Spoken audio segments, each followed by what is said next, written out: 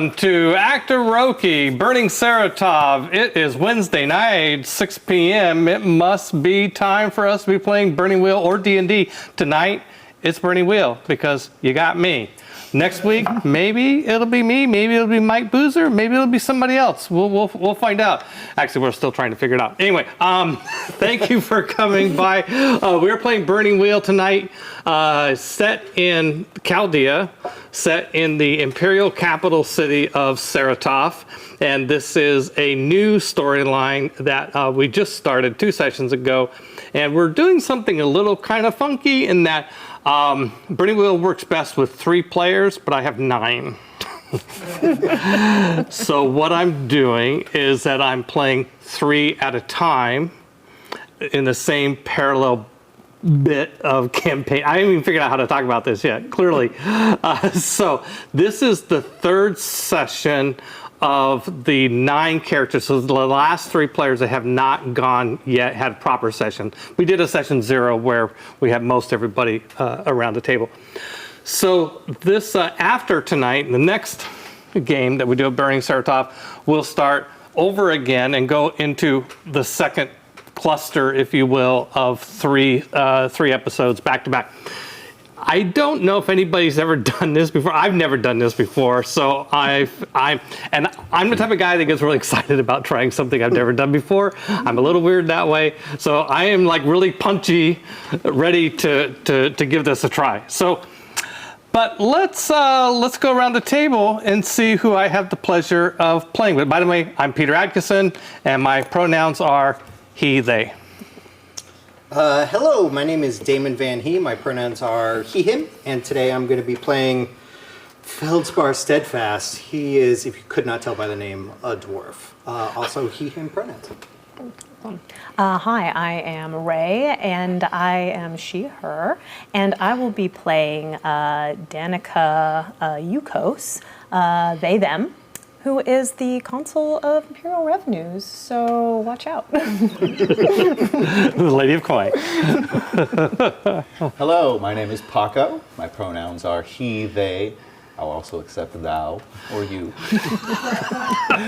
I'm playing Nefertiri Tie, who is in this setting, I guess we'd call her a Hierophant, perhaps? A Sessian Hierophant. She also owns a brothel. There you go. There you go. So why don't we go around one more time and also introduce your characters a little bit. Tell us a little bit more than the name. Tell us a little bit about what your character's about. Mainly beliefs, but anything else you want to throw in there is good.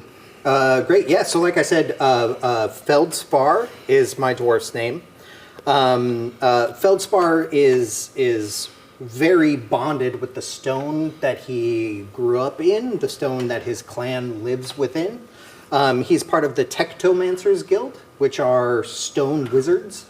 And so he's got a lot of armor, just a lot of armor. Not the stoned wizards, that's an entirely different group. Absolutely. That's the fun guild. They're a different guild. We are much Is that the one you tried to get into and then realized, oh my God, I'm in the wrong place?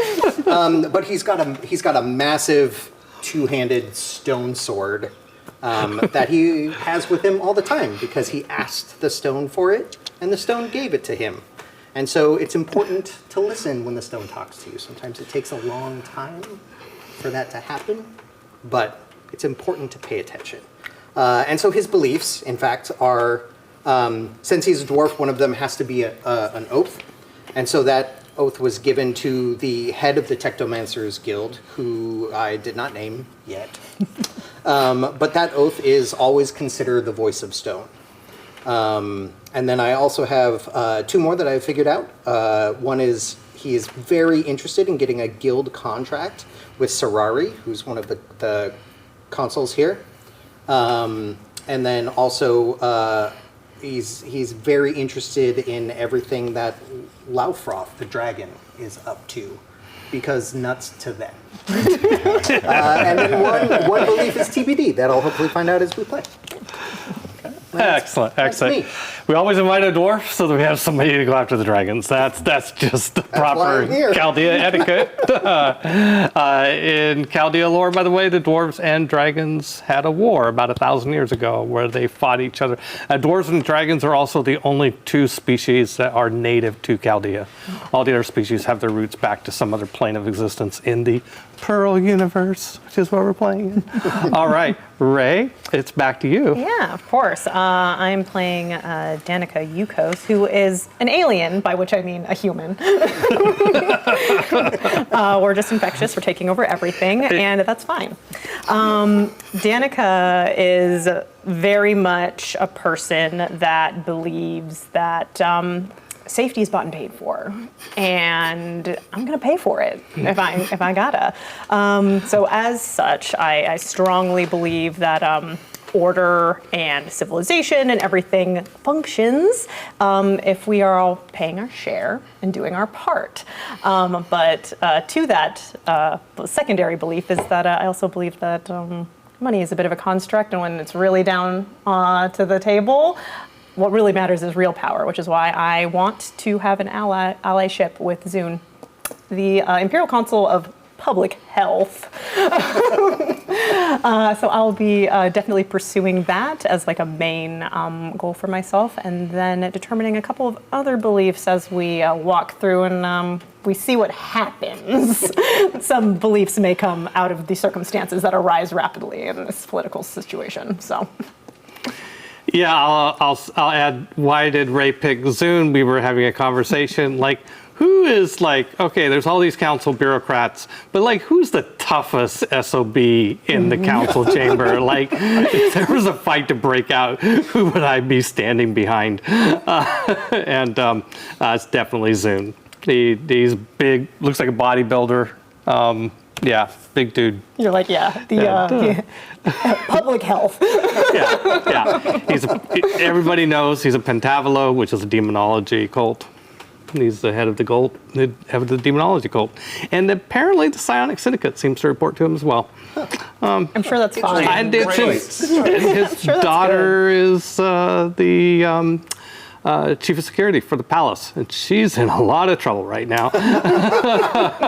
Okay, Paco, let's hear about. Okay, so Nefertari, she is Maat, so this world's Egyptian culture. She was a born noble, but her father is noble, but her mother was not. So she went on to pursue life in the church, exited that for a bit, and went on to work as a sex worker, eventually owning her own brothel. Then marrying well, she then came back into the church and now has taken over her deceased husband's position as Hierophant. So her beliefs are, the first one relates to her lover, Hulsan, who is the head of the Church of Set, and who also happens to be the deceased emperor's best friend. So, Nefertari believes that her lover, Hulsan, should act as interim governor until the counselors can appoint a new one. Or not governor, emperor, sorry. That's good. Her next belief says that now that the emperor is dead, war is coming. It's going to happen. So she wants to cash in on it. She's going to identify likely candidates for rebellion and make investments around those things. And then her final belief has to do with her business and her son. Her son, who is, he's a handful. He's a problem child.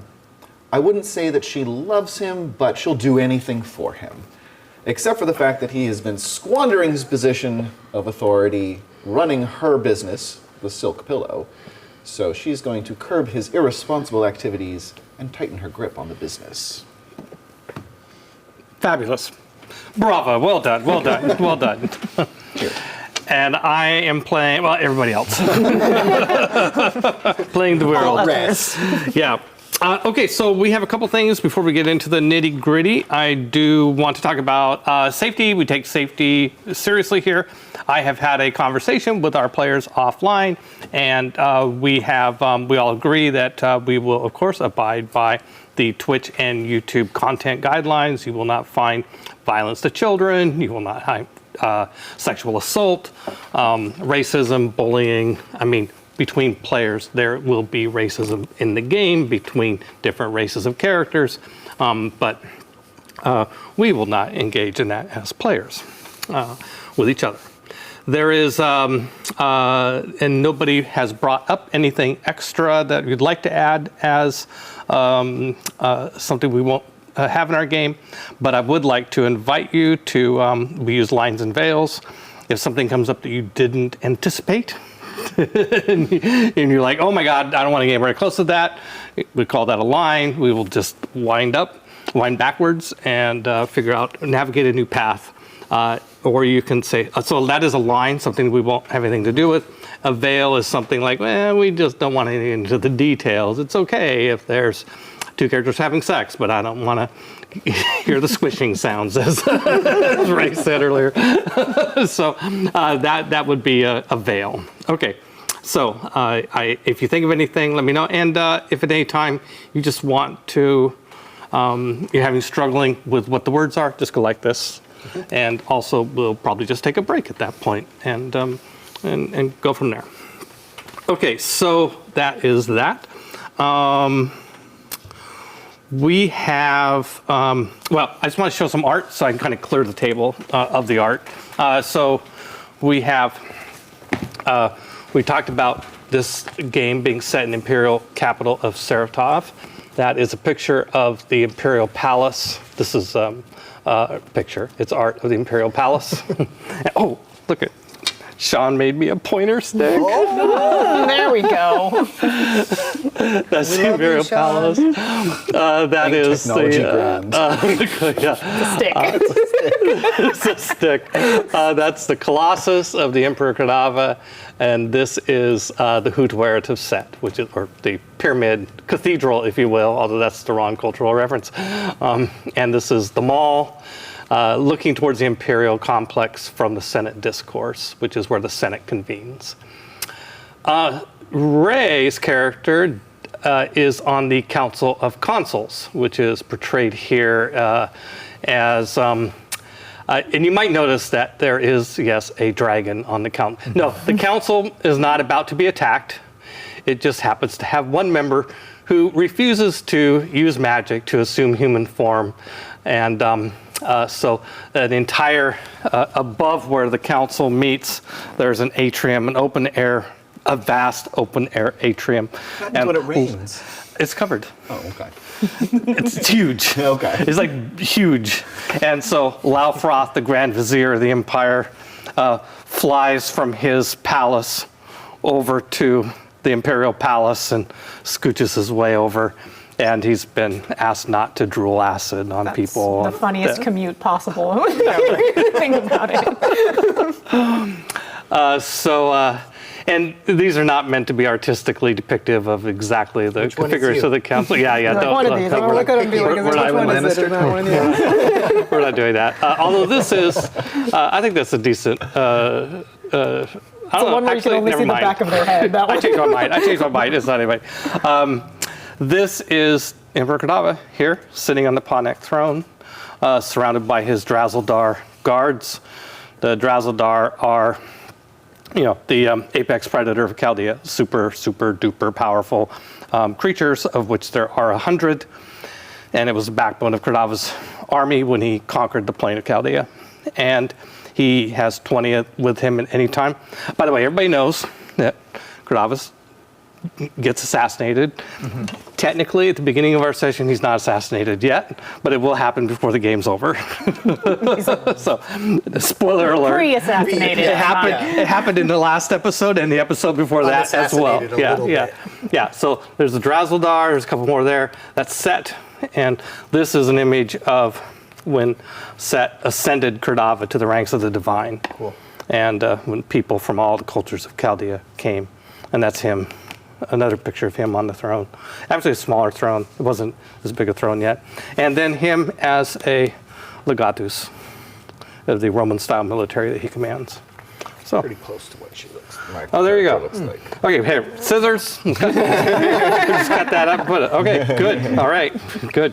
Okay, so now we can take these away. If you don't mind, slide those down to me. Strassadar are big. The Drassadar are cool. They're like large There. boys, and they're very fluffy. Deceptively fluffy. Okay, what I'd like to do now, I'll start this, and maybe Ray and Paco can help me. I basically just kind of pull that down and then pull the bottom out and flip this. Oh, This is also the, this is new, by the way. You guys Yeah. are the first ones to get to see I haven't this. seen this before. I printed it today. Steve Connard finished it a couple days ago. It's got that new print smell. This is the, Exactly like the art.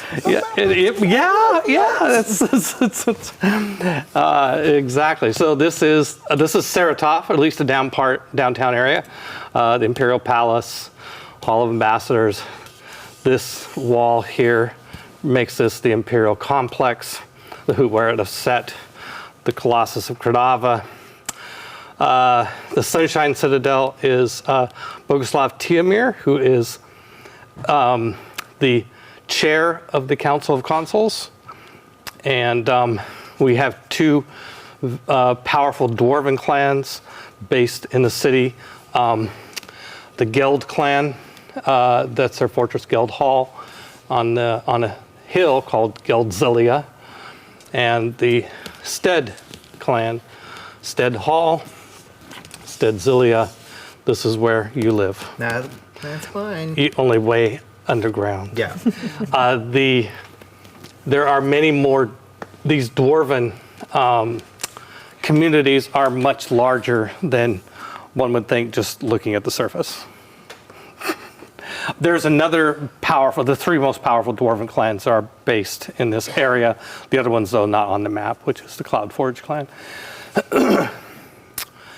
The Senate Discourse, where the Senate convenes.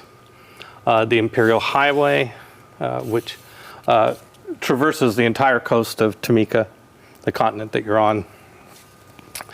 And the Palace of Culture, which is one of the first great works of civic development that Consul Serrari built, and Celestia is her palace. And there's a bunch of palaces here.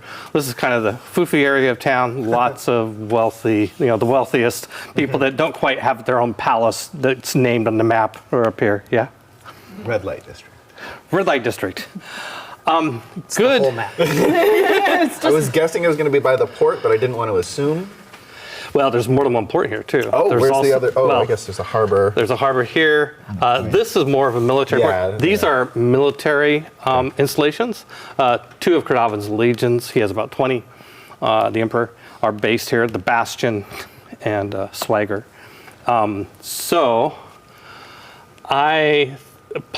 Let's see, this is called, Sestoristiski. yeah, I think of this as as a very commercial area. This is too military. I mean, this is definitely commercial as well. Mm-hmm. This is where ocean voyage ships. So I would say there or there, if you're thinking mainly port traffic. There's also a large ghetto called Forge Park here.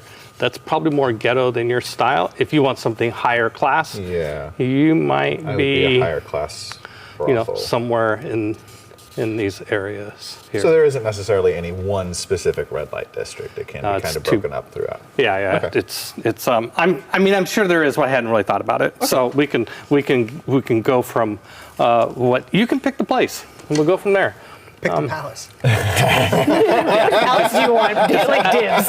Outside of something that's named. Okay. Yeah. So, I would love to be somewhere that has a lovely view. Like, I like the idea of a high-end brothel that is either looking out at the river or looking at one of the beautiful, like, forests. That's great. Yeah, So, like, yeah. Well, these are big, huge hills with lots of woods. Yeah. So if you want, that's one option is hills and forests Well, or I also water. made it accessible. This river is a really dirty river, actually. But if you want to look Fair. out into the harbor, you could have something up here. If you want something really high end, you could be like up here. Okay, let's do But it yeah. over there. Yeah. And Or- this is the Samara Or Posiet. if you're over here, this is pretty high end too. Also closer to the Legion. Those Legion officers need to.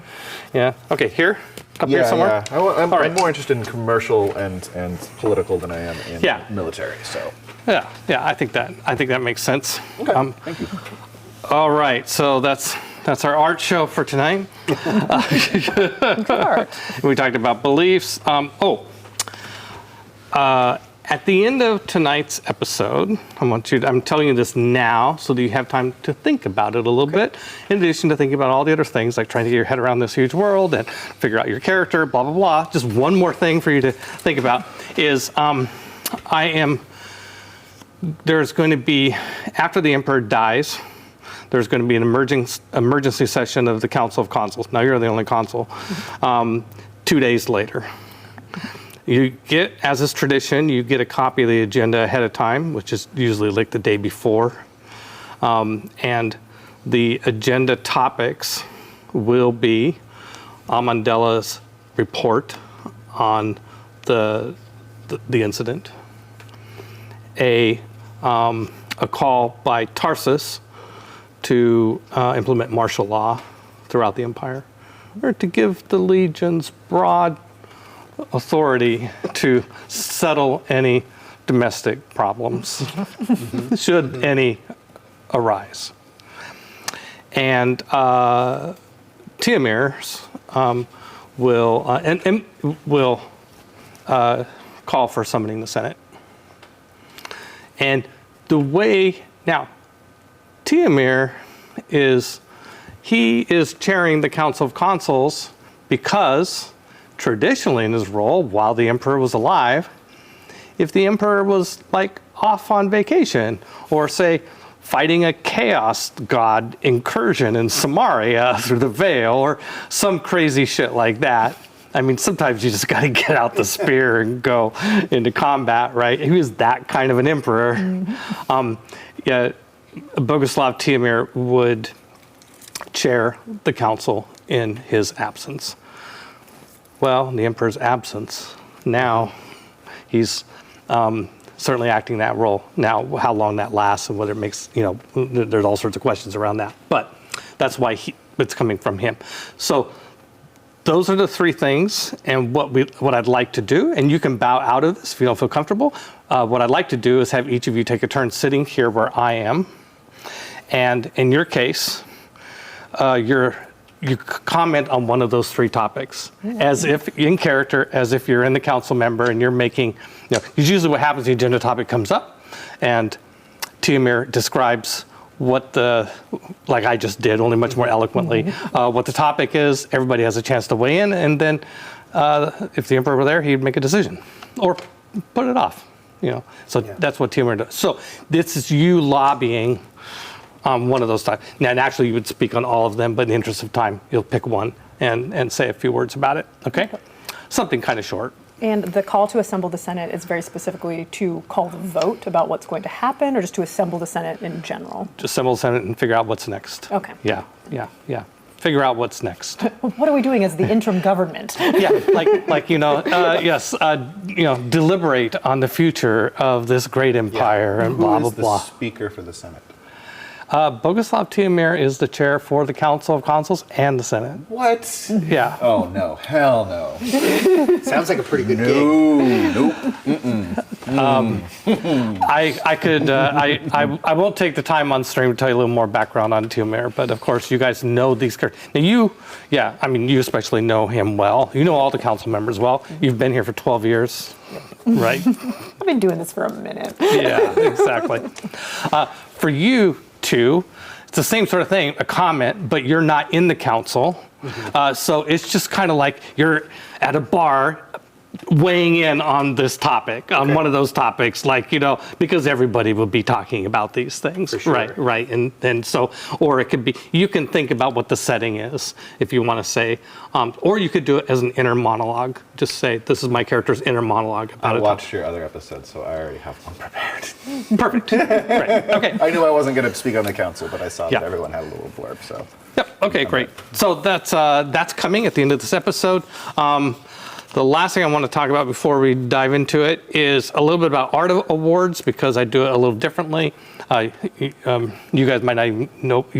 Ray's probably like art awards. What the hell are you talking about? There's 3 types of art, which is fate, persona, and deeds. Don't worry about deeds. Those come rarely. But fate and persona are kind of like Burning Wheel's answer to inspiration or fate points and stuff like that. Only Burning Wheel, being the complicated system it is, can't just have one, it needs 3. You will get, so I've changed for our situation how art awards are awarded. So I'm going to advise you of that in advance. So some of them are the same as written. Play to a belief, like in other words, if your belief comes up, in how you play, and that's a fate. If you resolve a belief, which is why I've been urging you to have beliefs that we can know when you've accomplished it or not. And if it's a long art, break it up into milestones, right? You get a persona for that. If you have an instinct or trait that creates an obstacle for you or sends the plot in a different direction, you get a fate for that. Now here's where things change.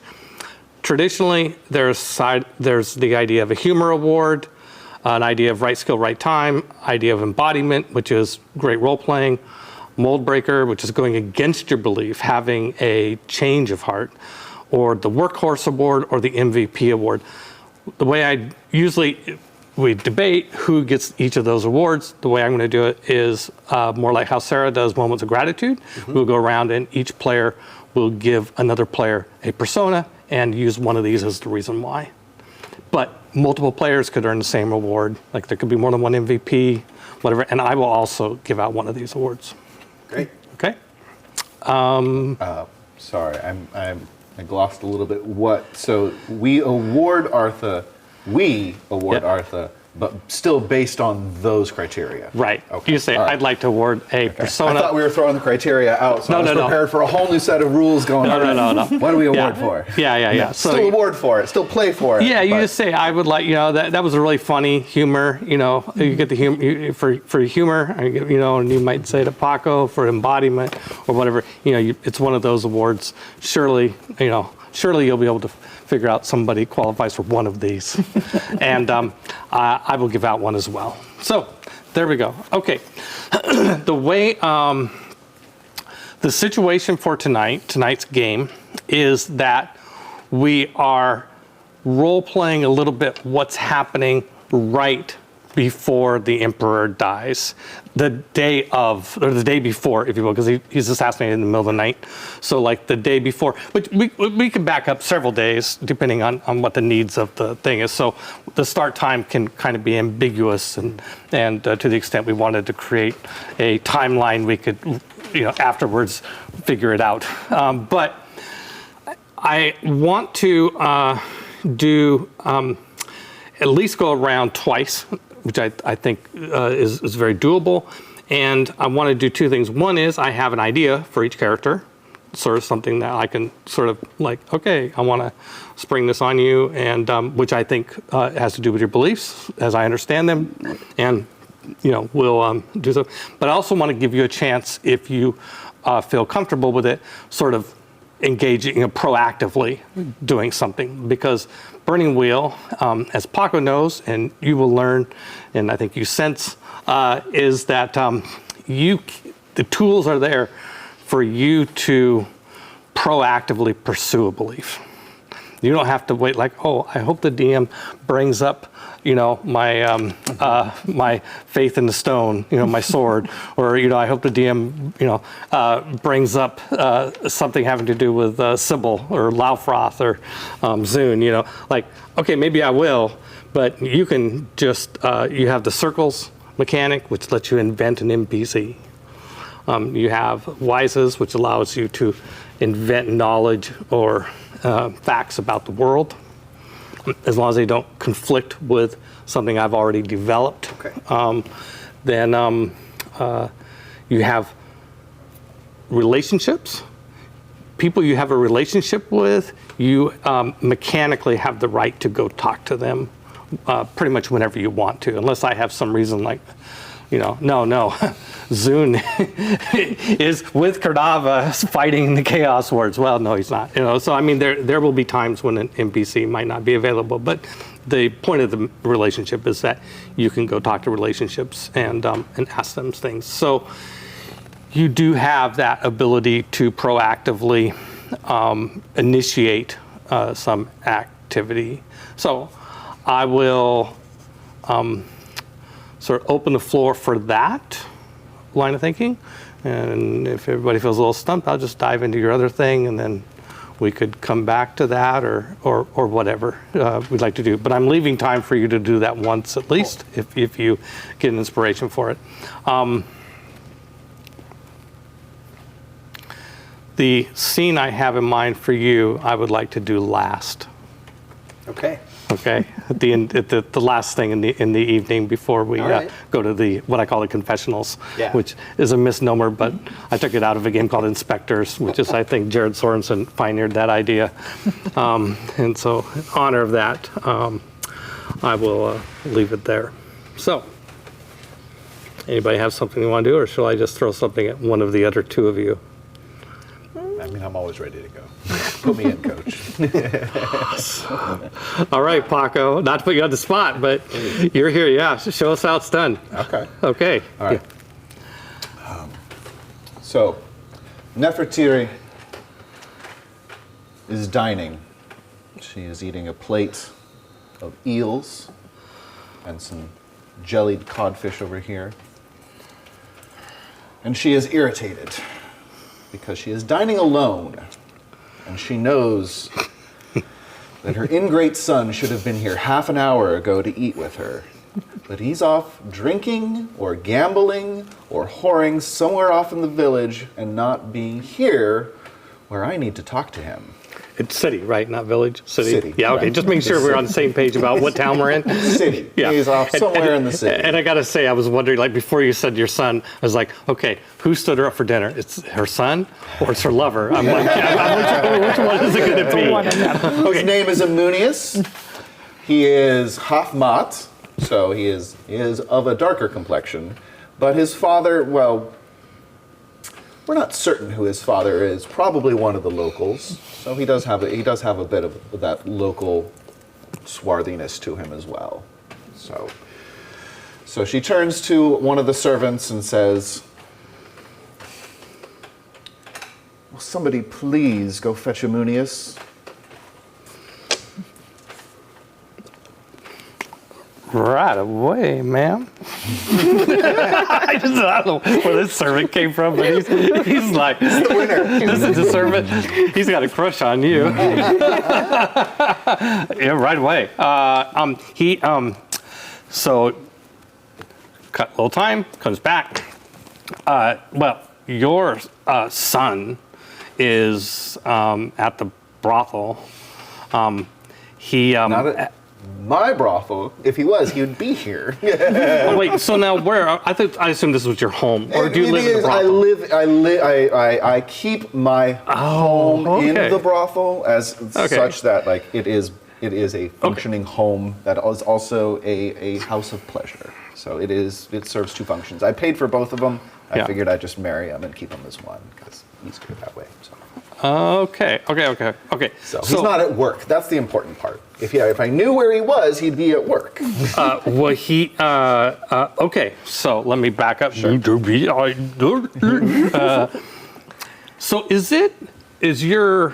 how do you sleep at night with all the noise?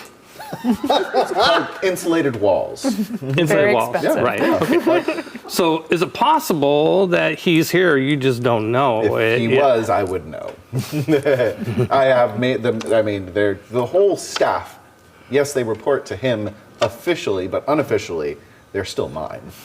I am the owner of the establishment, so if he isn't here, it's because he's not here, and he knows he should be here. Okay. So, great. I would say he's deliberately. Yeah. He's deliberately not here. Okay, so what?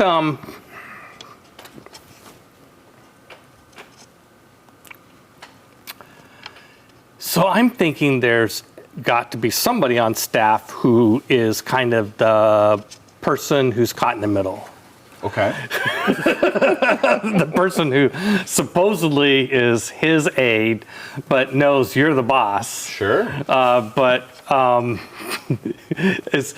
is always having to cover for your son. Okay. It's a dangerous position to be in. It's a really dangerous position to work out. position, Yeah, sure. yeah. Would you like me to find this person? If you want to name them, go for it.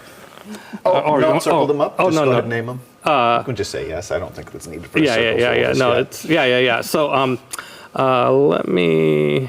I'm thinking that this is one of the locals, a Rouge. Arush? Yeah, a Rouge Put them male. down. Arush? That's his. Oh, that's his. Not Yeah, his name. Rouge is a culture. Right. Yeah. Let's go with Bazanov. Mazanov. Bazhanov. Okay, so the servant goes off to get Bazanov, and Bazanov comes up and says, "Oh, that's right. How do you pronounce his name again?" Amunius. Amunius. But you can look at, yeah, Amunius. Yes. Let's see, what title would he use for Amunius? Master Amunius. Master Amunius apologizes for not joining you for dinner, but he got a lead on an interesting client who would like to throw a big party here for tomorrow night, and is talking about renting the entire brothel. Sorry, he's. Yes, so he got a lead on it. It's somebody very important. So We don't do parties. I was very specific about this. I don't want this just to be some palace for any individual one person. This is an open house of pleasure. this is for Imperial Consul Yannick Tihomir. Who are they hosting? Probably all his friends, probably his entourage, maybe political allies. I mean, this. You know that, like, he's on the Council of Consuls, I'm aware of and his so position. and his father is also on the Council of Consuls.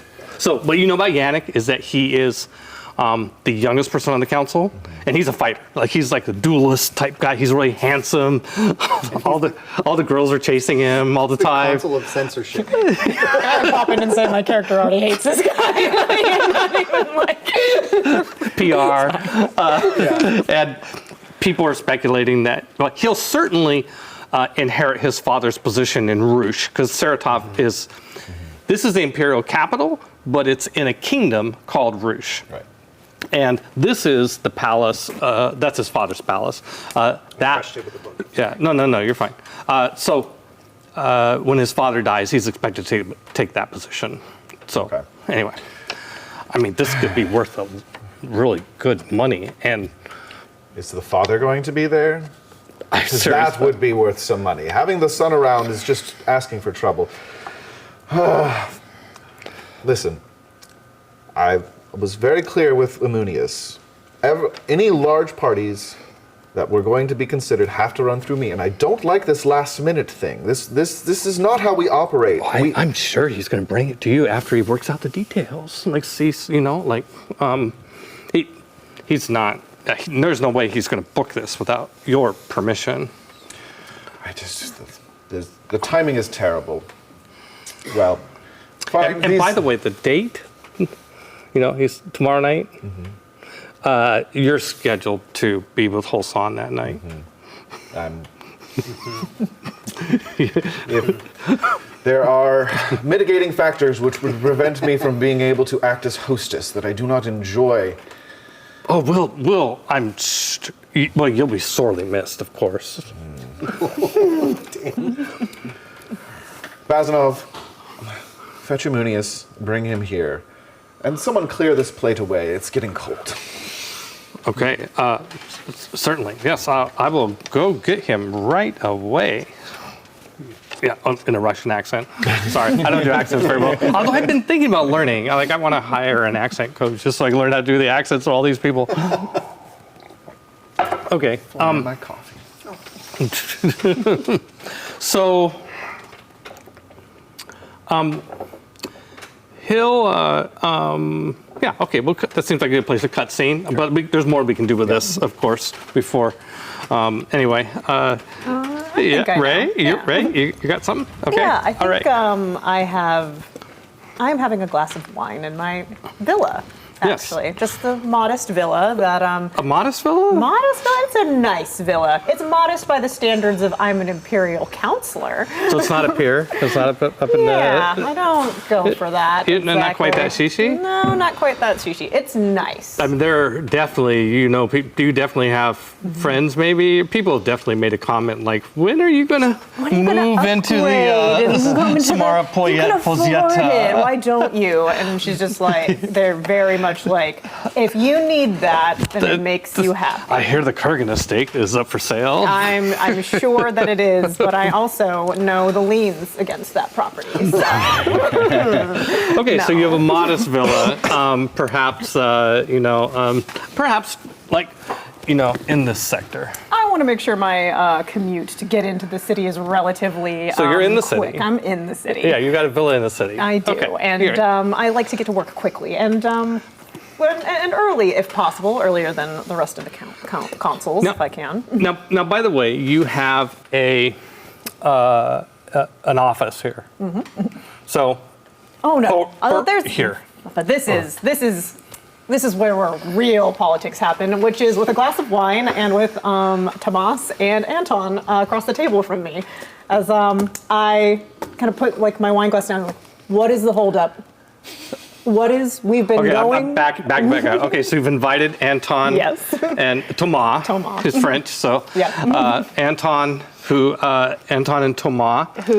Anton is the Imperial Council of Taxation, and Tomas is the Imperial Council of Economics, so the money guys. Yeah, except for the dwarves, which are conspicuously absent. Yes, they are.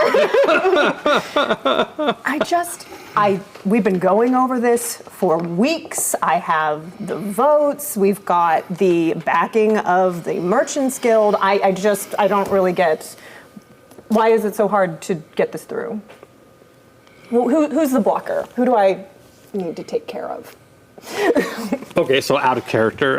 Do you have something in mind about what this is? Yes, I'm okay. trying to change a bit of taxation policy around specifically the Imperial Council of Public Health and making his job a little easier. I'm just trying to change a couple of rules and bylaws that will kind of change the way that revenue will flow into that department. I'm positioning it as a public health issue that needs to happen because, we've been holding off on it for a while and it's good and it's popular and all these other things, but mostly it's so that I can get in good with Zune and also maybe I've done a couple of things to built up some chits to this moment to ask for this. So Anton and Tomas look at each other and look back at you and kind of Danny says Tomas.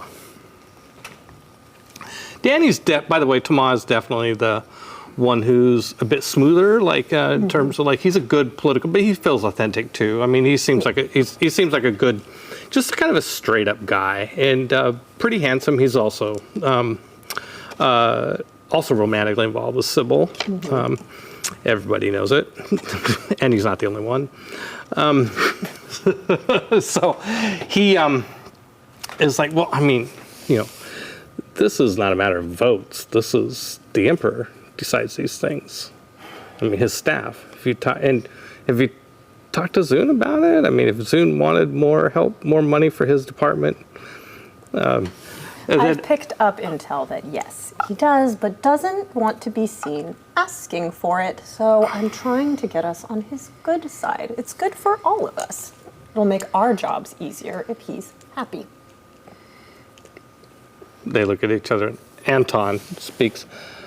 You think Zune is too shy to ask for money?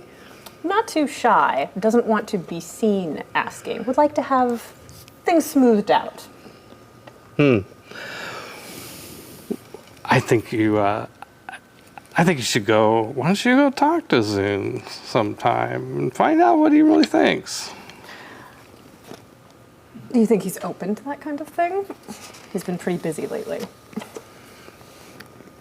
Well, he might be. Well, Zune, he's always busy, but he's pretty approachable, you know, as a consoles go. But I mean, you know, Tomato cuts him off. Says, yeah, but if you're really talking about changing the taxation code and funneling more money to the public health department, that has to be the emperor's decision. Understood. Well, I think that we can make the argument that it is good for the next quarter's report, definitely. And there's a couple of things that I believe the Emperor's been interested in moving forward. And I think I can get those projects a little bit more funding if we clear this through. So that makes sense. I'll see what I can do about smoothing that out. Making not PowerPoint, whatever that might be. I just want to make sure that when the subject comes up that we have a united front on this. I just want to make sure that we're all on the same page. Well, Anton says, I mean, you want to change the tax code somehow. You know, I've already bought into the details. You won't get any arguments from me. And Tomas like, well, this is your two departments. You know, fine with me. Yeah.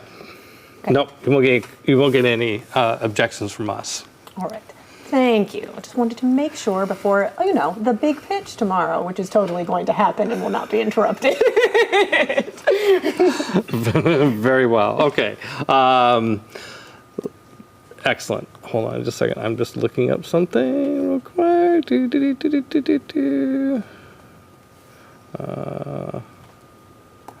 Oh, here it is. Okay. So, you know, if you want to talk to Zune about this is back to Tomas. If you want to talk to Zune about this, you know what will really make him more likely to take your call, if you will? You know this problem that you've been talking to us about, Tavia not being like 5 years behind on taxes? Yes. That would be great. And why doesn't Niche pay taxes at all? Yeah. I mean, it's Nordic Kingdom, but it's ruled by an elder dragon. Yeah, there's more than one. Yes, they've been having free lunch for quite a while. You know, do you know what a strike team is?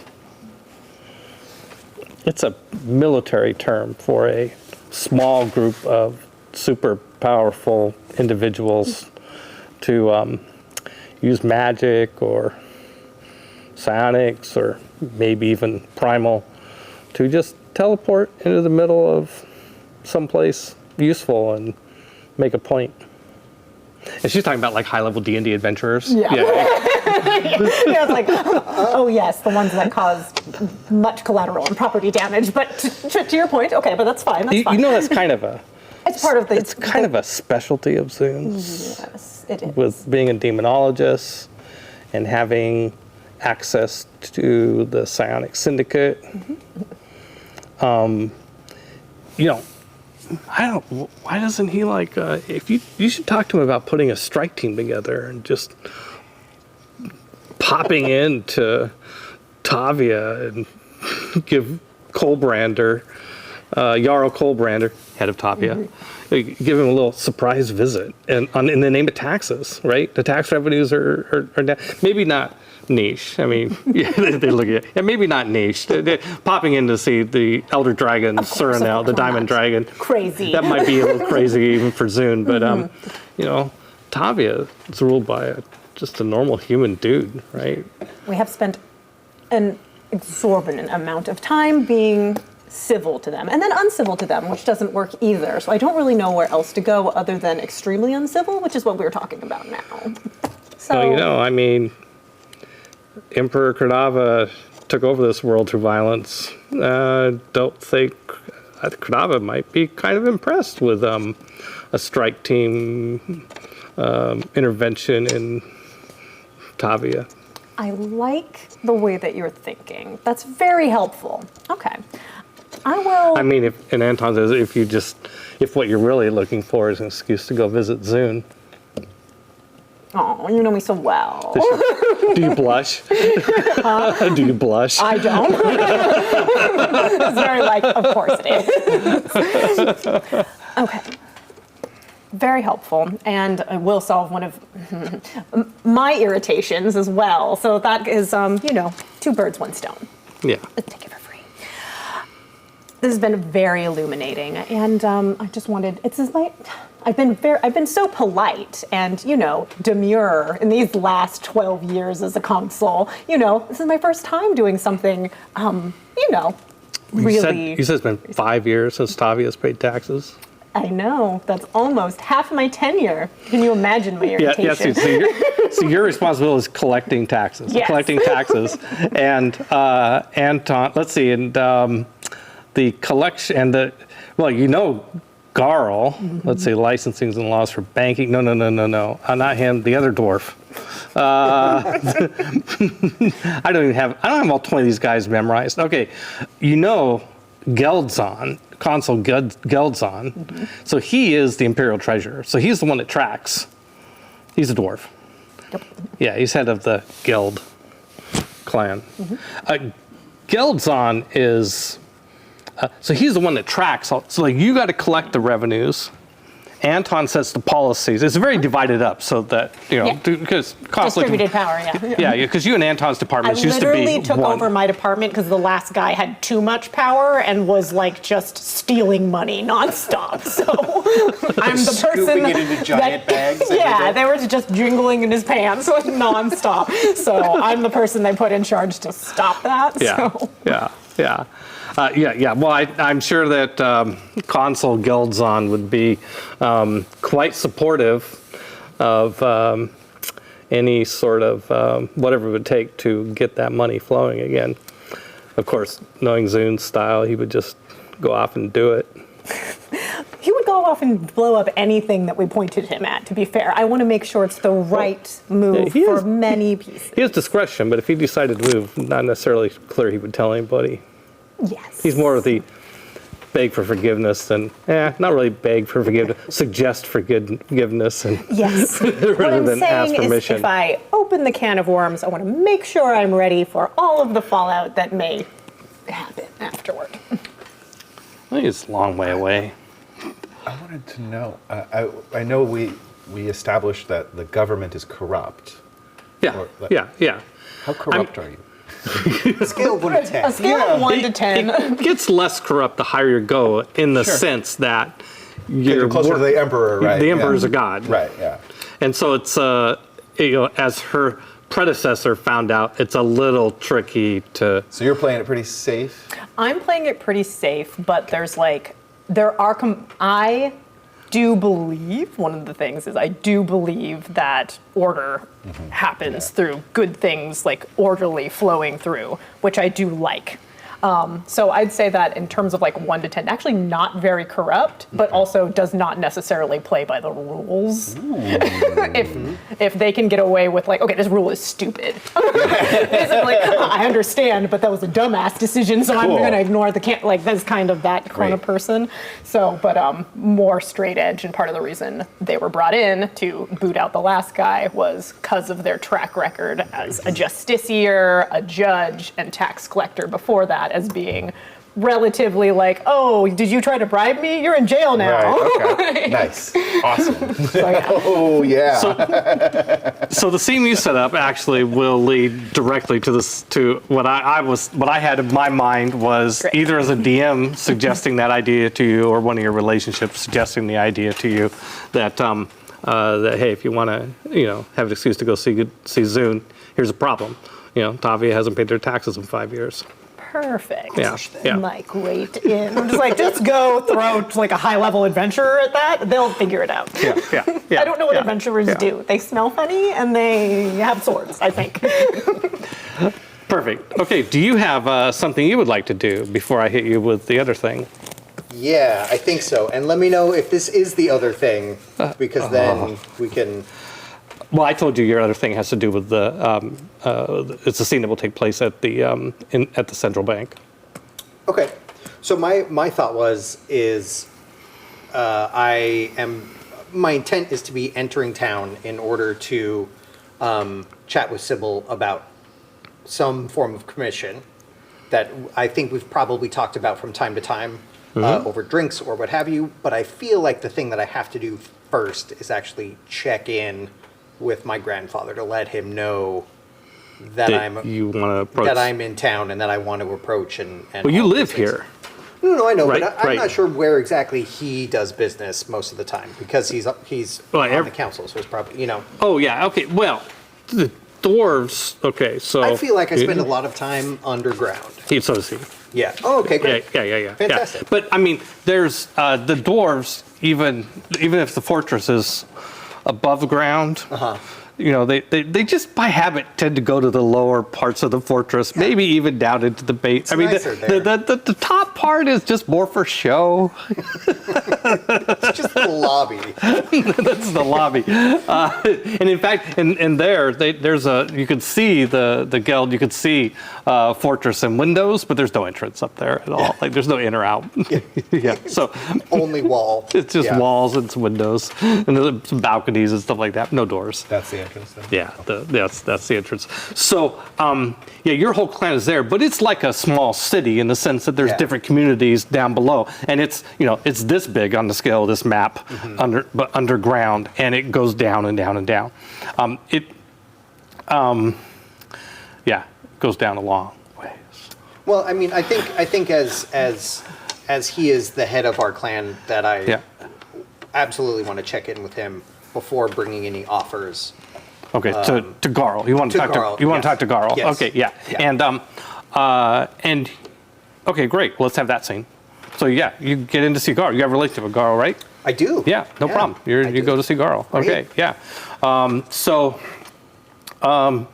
He's still sharp for his age. Even though he's older than you are. I mean, he's an elderly dwarf. Yeah, you're only 300, right? Yeah, he's 370. 370. 322. Yeah, he's like a 322. good century on you. Yeah. He's, but he's at the age where it's sort of from age 475, like a century older than you, to like 525. Dwarves start to really go downhill. Until then, they can kind of fake it. He's somewhere in that bracket. Somewhere in that zone, bracket, yeah. But still, so he's like, his beard's really white. He moves pretty slow, but his mind's really sharp. And so you go and see him, and you're his grandson, right? He has already dismissed the possibility that you could be his successor. Oh, absolutely. Right. There's probably. I mean, he's got so many kids. There's probably yeah. hundreds of grandkids. Yeah, he's got 42 kids, something like that. 42 kids. Yeah. Yeah, 42 kids, several wives, or has had several wives.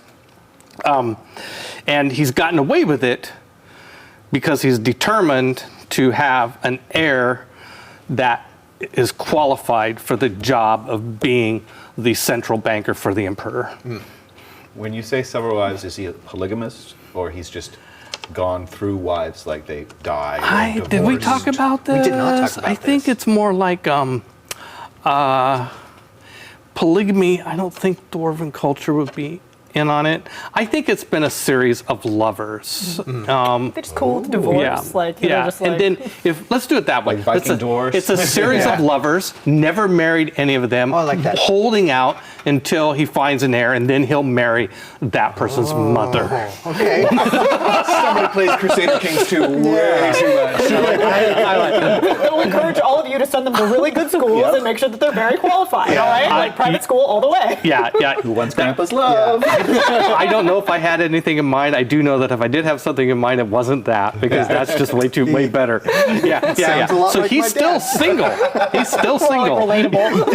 Yeah, I get this guy yeah, now. yeah, I know who yeah. he is. Yeah. We don't like him. Yeah, I do not like But him. he is very conservative. He's a banker, and everybody thinks he's being honest, that he just really wants to find the ultimate dwarf that's as good as he is at banking. And he is considered throughout all dwarven culture, Garl is the banker's banker. Yeah. I mean, he is the ultimate banker in dwarven society. Yeah. Yeah. So, Like White Shade resources? no, I would. Okay. The way merging Burning Wheel system with honestly a more D&D style campaign, I would leave White Shade for the purview of the gods. Yeah. So, Gray Shade is super powerful, mortal, heroic stuff, and supernatural stuff.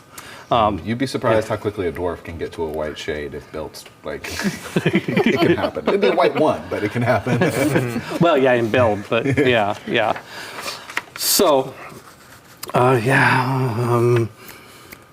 Feldspar. That's correct.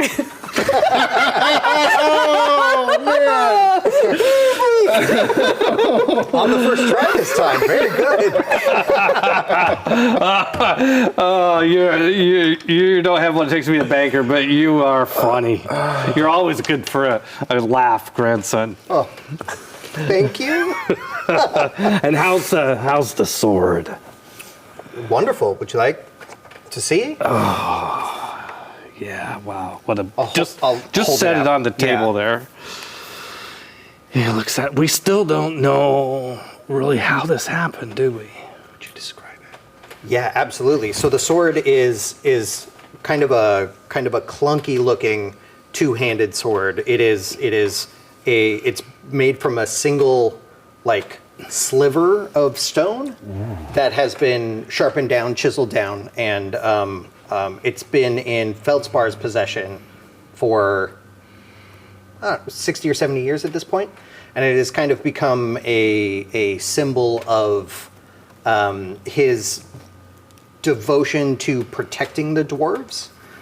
It's definitely a defensive symbol, more in like a don't come for us, we have a protection thing, as opposed to like we're gonna spread around and expand the empire.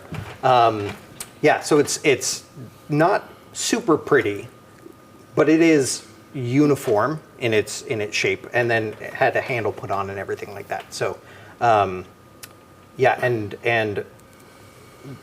the stone gifted it, and I was there to receive. He looks at you like you're a ledger. Yeah, well, Yeah, that's the part I never quite understood. The stone, of course, the stone speaks to us as dwarves, but gives of itself to you in a more literal sense? How did that happen? well, the guild master and I, whose name is forthcoming still. He's your relationship. You're obligated to name him. I know. I'll get there. Yeah. We spent a long time in communion with the stone, very deep. Communion. If What you scares me is if you listen, that you can hear it. It takes time and patience, but it's there. the explanations for this don't add up. I don't know how this Wi-Fi works. Well, I don't I want didn't. one. I didn't buy it. This scares me is that you don't really know what the fuck this thing is. There it is. Stole it. I do not. Claimed. I do not. I know what I was told, and I know what I was given. Yeah. I think it will reveal itself in time in ways that you may not expect. But nothing, it cannot be denied that this sword saw something in you. And you are destined for greatness, I believe, grandson.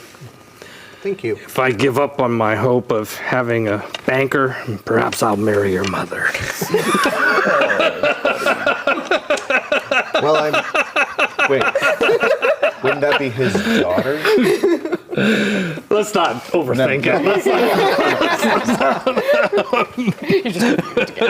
Well, we didn't establish, was your mother your father? It's fun. Was your mother's side or your father's side that is this clan? Is your father in the clan or is your mother in the clan? Well, if you're living here, it's your father that's in the clan. Yeah. He married outside. Yeah. So, so no, it'd be your grandmother is what he should have. What he would have said. Right. He was like, "Well, I mean, your grandmother." yeah.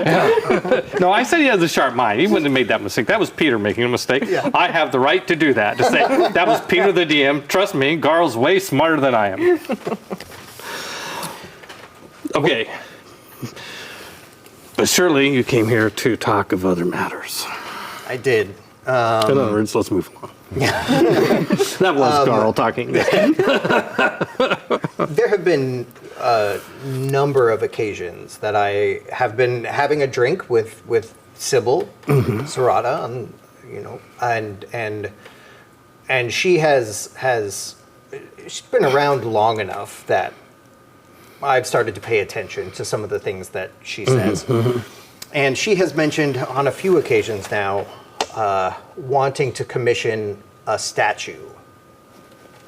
I don't know the subject or the size, but I do know that she is wealthy. And if someone like myself went to her with the offer, I think the skills that I have, we could charge what I'm worth. Certainly. I wanted to make sure that I got clearance from you before offering, because it could take resources and dwarf power. And Oh, I mean, we won't have to. The resource, she'll pay. oh, she'll pay certainly, She'll but up front yeah, for enough to cover our costs. of course, Yeah.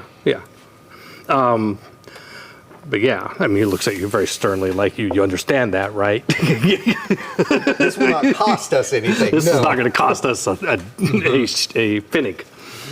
Yeah. Yes. No, I support this this measure. Consul Serrari has been, a friend of sorts to our kin. Certainly has commissioned dwarven artificers in the past, and is an admirer of our work. She is. So I think that I would recommend giving her some ideas. You can talk to her, present to her, tell her what you can do. Tell her, invite her to come see your workshop. Oh, I could do that. Humans are really impressed with dwarven, the way that we work. That is a good Invite idea. her to come here. I'm happy to give her a pass to enter our lands. And give her a PowerPoint pitch on Here's what we offer. ideas. Inspire her. I can do that. Inspire her. Yeah, you can talk to so-and-so about stuff that we've done in the past. You can come up with something new that she hasn't seen. And, of course, tie it into the Emperor somehow is always good. Of course. Yeah. All right. All right. Thank you. I will speak with her. Yep. Excellent. Is the Imperial Palace a work of dwarven architecture? As a matter of fact, the dwarves have contributed to a lot of the important Okay. constructions. Great. the dwarves' real secret to not secret, but one of their policies is that they actually own most of the land. Yeah. Really? Yeah. Oh. Land barons. As Okay. part of the deal that So this they is not a coincidence then. no, the hills, of course, they've owned those for a long time. The two dwarven clans here are predate as settlements. I mean, 300 years you've lived here. Yeah. Back when this city was a fishing village. Yeah. Like they're real uppity now. Yeah. And, and your father and his father and Garl's father, etc. So these two clans and the Cloudforge clan have been here a long time. And because there are great mineral rights underneath. So don't ask me to explain that being right next to the ocean at sea level. We just They're there. Just won't get into that. It's just different. The tunnels go that way. It's magic. No, I think it's like great pains have been taken to make sure that the rock shore up everything. integrity and so forth to make sure. Where were we going? I was just asking if these, all of the palaces, Yeah, so- how much of the contribution were the dwarves made? To A it? lot- Sounds a like lot they of- made most of They it. made a lot of contributions to the architecture, to the stonework, but there are others too, because obviously there are rarely, speaking as Garl, but humans that show skill, and there are also elves that show skill. Did the so on and dwarves so build forth. her place? Whose place? Sybil's. Yeah, she has gone almost exclusively to dwarves for help. I work on her place? Probably. How long ago? Yeah, how long probably. ago was it? Let's back up some life paths here. Well, she moved to town. I don't remember exactly, but I think it's like 150 to 200 years ago, somewhere in that time period. I think that actually puts it kind of squarely where's But my she wouldn't have been off commissioning shit until Till later. until after Emperor Cordova took over. Okay. Yeah. So she also has a place in Latium. Okay. So she anyway. Yeah. Yeah, So- that definitely sets it all like right in the Master of Arches path and Yeah. into Master Engraver and everything like that. So that's Right. because that's 175 years worth of fastidious practice. Yeah. Okay, so I'm going to say that you've set it up to go meet with her, but it doesn't happen. Time-wise. Time-wise. Maybe something gets in the way. Before the meeting, What could it possibly be that gets your in the way other of our scene plan? is going to happen. Yeah. Not saying you can't meet her later, Yeah. but it doesn't happen before the assassination. Okay. Okay. All right. I would like to continue our thread before we take a break, Sure. at least up to a point. Great. The last is that, let's see, what do we call it? Bosna?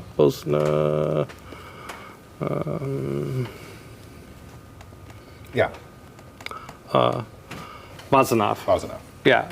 So I think where we cut was Bozanov going off to get your son. Yes. And so it, and this is not the night of the assassination. There's going to be a little more that happens between then. So it's 2 nights before, because your the party he wants to throw is the next night.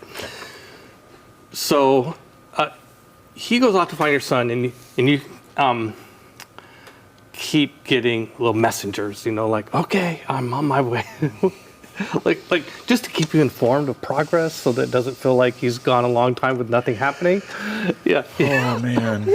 So like half an hour later, I've made it to Yannick's palace. I'm waiting to see them. Right. A little later, he's been in meetings with with Consul Tiamir some sort of session, and they're not letting me in Of to course see they're not him. going to let you in, you Yeah. dummy. Are you sending messages back? Yes, the same message over and over again. Come home. I need to speak to you. Come home. After the third one, Yeah. she drops that. She decides she is done. She is done dealing with him. Is she gonna go there? No. What? No. She doesn't go anywhere. People come to her. Okay. So, the first thing. Well, the third one though is like, it is that I'm told he'll be out in a moment, and then we will be heading straight back to. Yeah. Okay. Well, the whole thing in my mind is pointless anyway because the daddy controls the purse strings anyway. So trying to set up something with the son is like, it's just another intermediary. We don't need another intermediary. So she's going to go straight to the source. She would like to find. I'm sorry, you're going to have to remind me of his father's Boguslav. name. Boguslav. Boguslav. Boguslav. Boguslav Tiamir. Boguslav's the first name. So they're both Tiamir, which is Right. the confusing part. But Boguslav yeah, Tiamir, the elder. Yeah, The elder of the two. Tiamir, the elder. I would like to message him and try to have it sit down with him to make sure everything is above board. Tonight? Or the As next- soon as possible. Because this I'm done having intermediaries between what I already assume is just daddy and me anyway. This is just my yeah. son trying to make work for himself, and he is not doing a good job. So Oh, okay. So this is okay. So you do that. So you try to get that. In the meantime, though, your son comes home, right? I mean, he comes back Okay. after, right? Because Sure. if we're communicating correctly, yeah. that's why, right? That the Tiamir thing would be the next. Tiamir the elder would be the next day. Sure. Blah blah blah. Sure. Okay. So, but later this night we started. the curtains are closed. The curtains are closed. He does not get to come in at this point. Oh, you don't let No, him come and see you. Third message was the last message. At that point, I knew what I was going to do, and I will speak to him in the morning. Okay, I mean, how do you, just curious? The how- guard how literally do you keep him out? Literally, there's a giant, muscly guard that as soon as he Okay. tries to walk through, just steps in his way, and he bounces off of him. He can cry, he can scream, he can shout, he can Yeah. drunkenly be like, "Mom!" Just crickets. Okay. All right. Well, I think we should advance to breakfast then. Okay. He's there bright and early. Parenting through tough love. Except I don't really love him. Yeah, That's okay. All right. Yeah. So he is there for breakfast. And by the way, I just can't help but keep playing with this stick that Sean made for me. I just sit here and turn it. technology. It's probably Technology. wreaking havoc with Yeah. the microphones, I'm sure. Here, take this away from me. Yeah, when I need it, give us you can the let me stick. have it. We Yeah, won't yeah. abuse it. Get it out of here. Thank you. Please, well, I mean, okay, so breakfast? You meet him at breakfast? If he, yes, Yeah, he's I there. will dine at breakfast. Yes. He's there. Excellent. And Mother! Amunius. Good morning. Pulls apart the curtains, let in the light, comes over, gives you a kiss on the cheek. You won't believe. I'm sorry, I missed dinner last night. But I have. You would not believe this. Well, I know that you already know the good news, but Yannick Tiamir, consul of communication for the emperor. I mean, his job is like when the emperor wants something told, in other words, public relations. Yeah, PR agent for the emperor. Anyway, Excited about the PR guy. he's the PR guy. the duelist, right? Tickles you, doesn't it? Fighter. Whenever I see that guy, I'm always like, balls, and he's like, Except he'll pull a sword on you, man.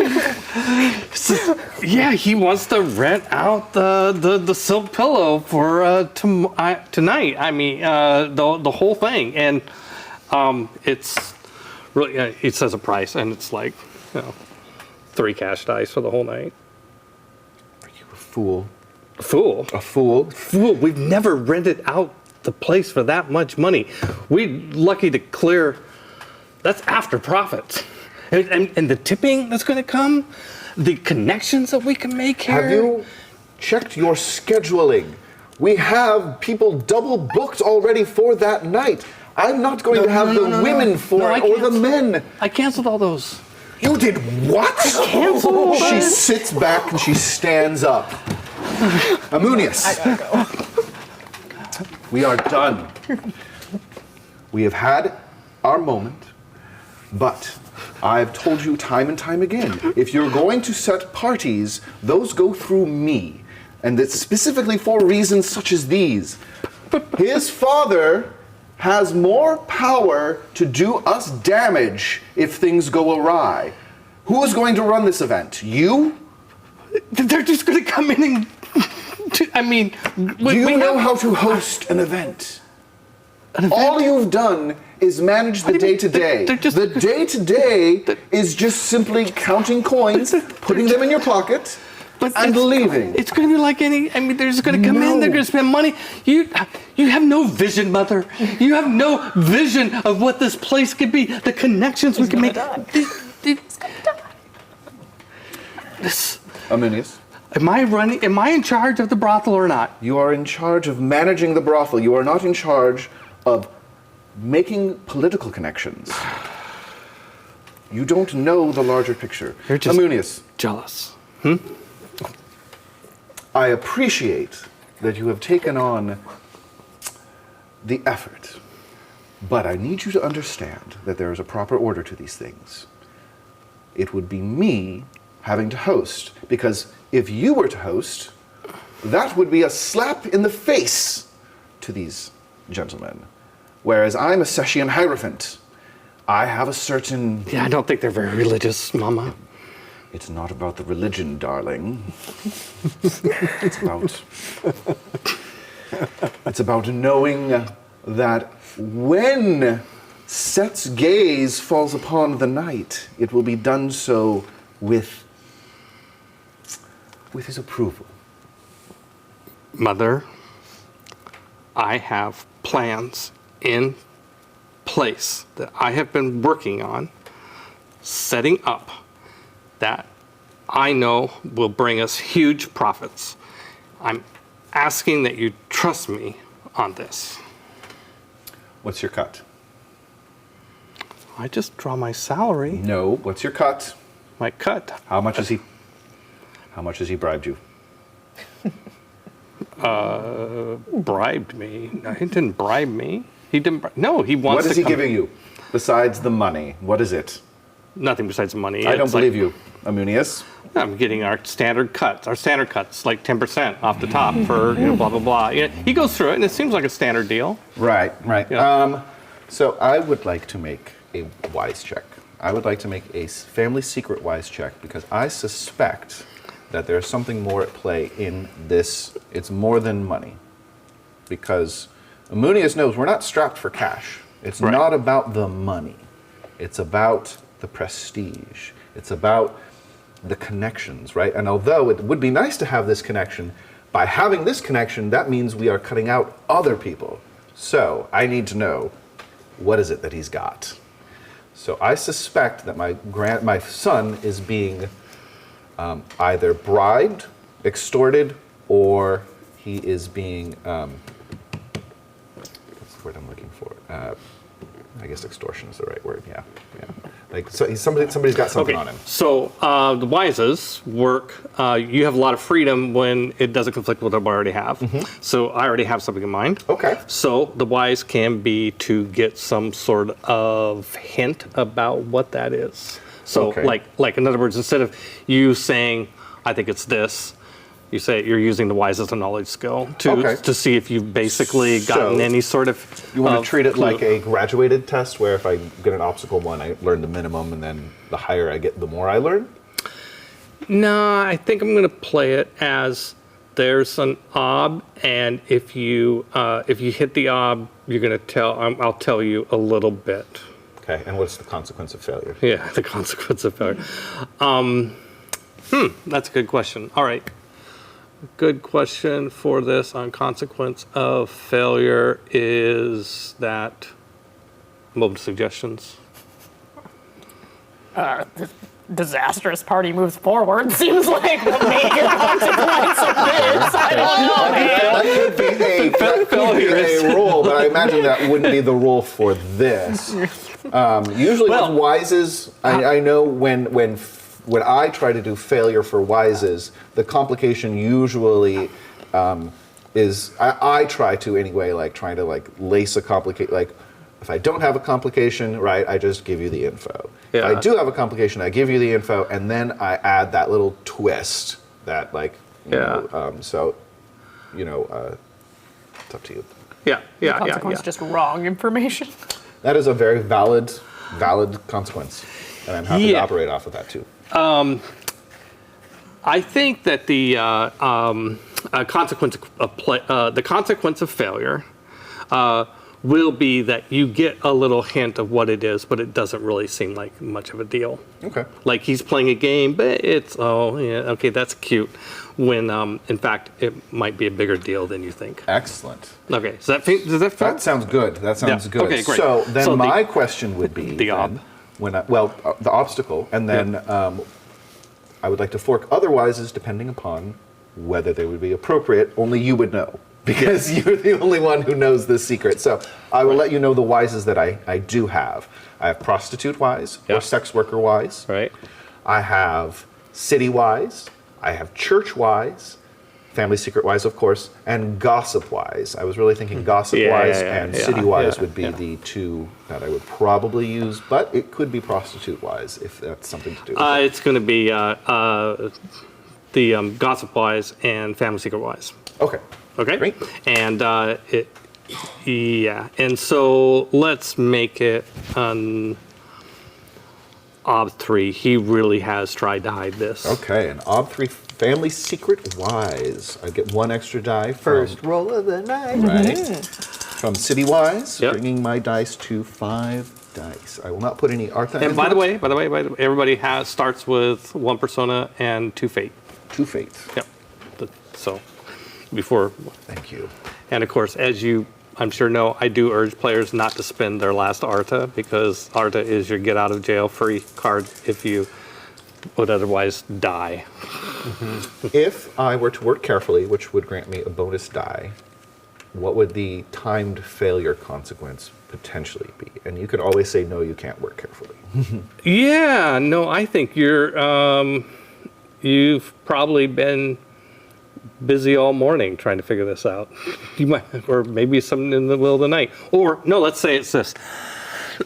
Okay, I'll give you the die for work carefully, but you don't know it now. You're going to figure it out during the day. Okay. Okay. Great. Ob 3, here it comes. Okay. Crushing it. Easy. Oh, yeah. Yep. I've got 2 6s, 2 5s. I'm not going to need to explode those because Yep. I exceeded my obstacle by 1. Right. And so, by the way, just so you guys know what you do next on a test is whenever you do a test, whether you succeed or fail, in most cases, you log the test for advancement. And this is how your skills get better over time. And what you do is you compare the number of dice rolled, which is 6. This is on page 41, by the way. Okay.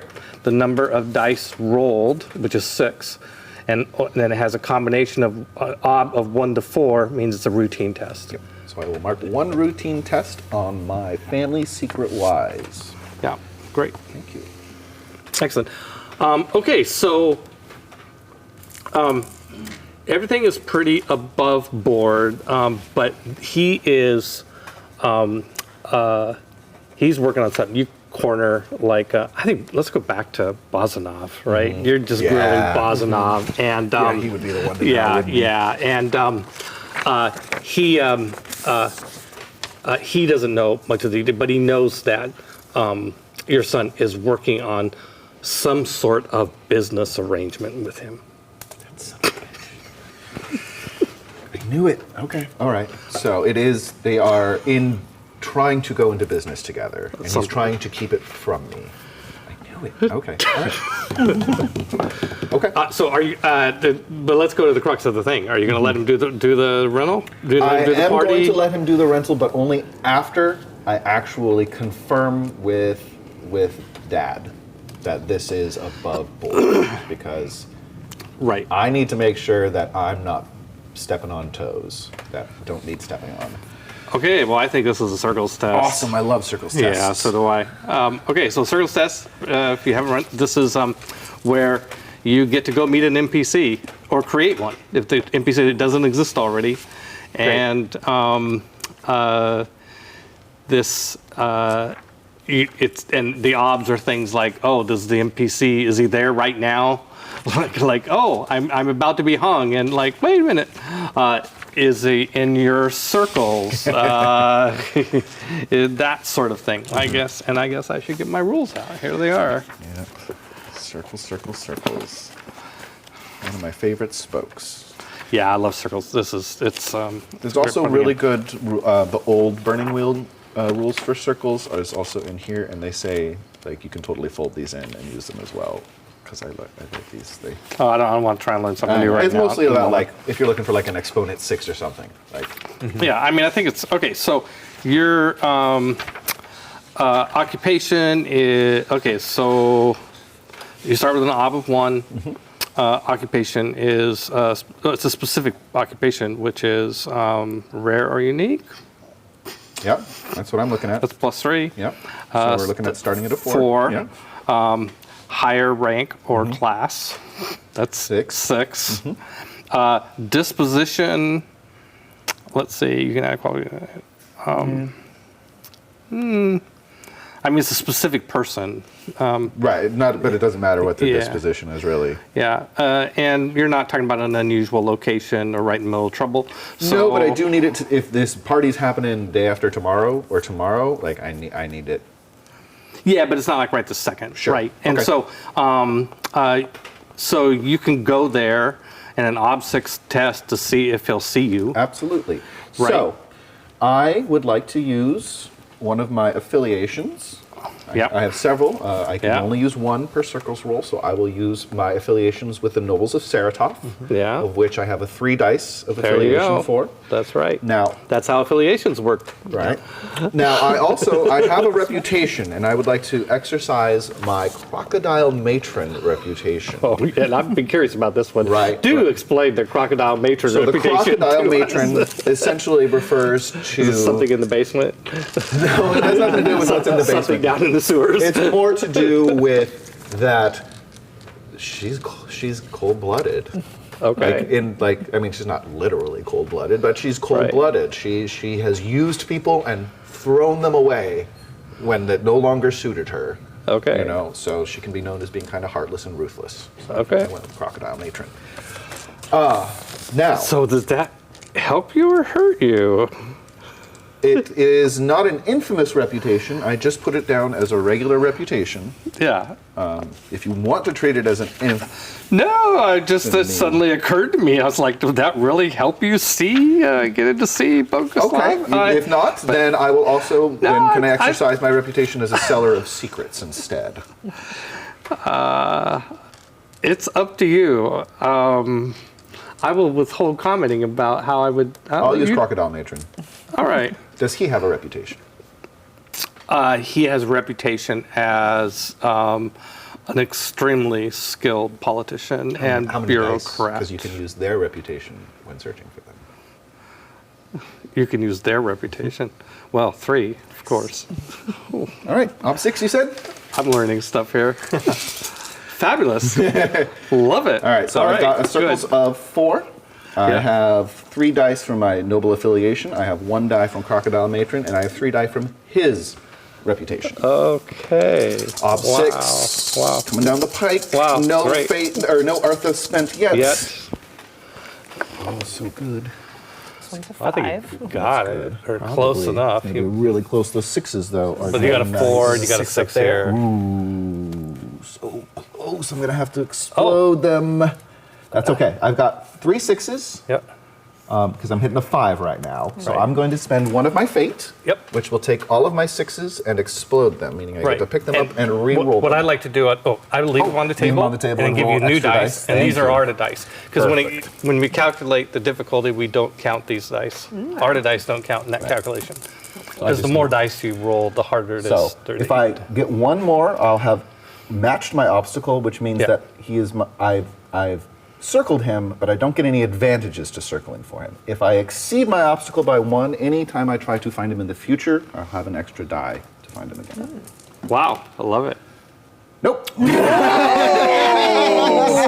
wanted to see that. Do you want to invoke the enmity clause? I'm going to think about that for a second. I probably should have announced before. Should I have done?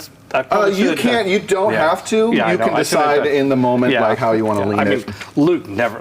Luke Crane, you never do it. You never do the announce penalties for failure. I know. Okay.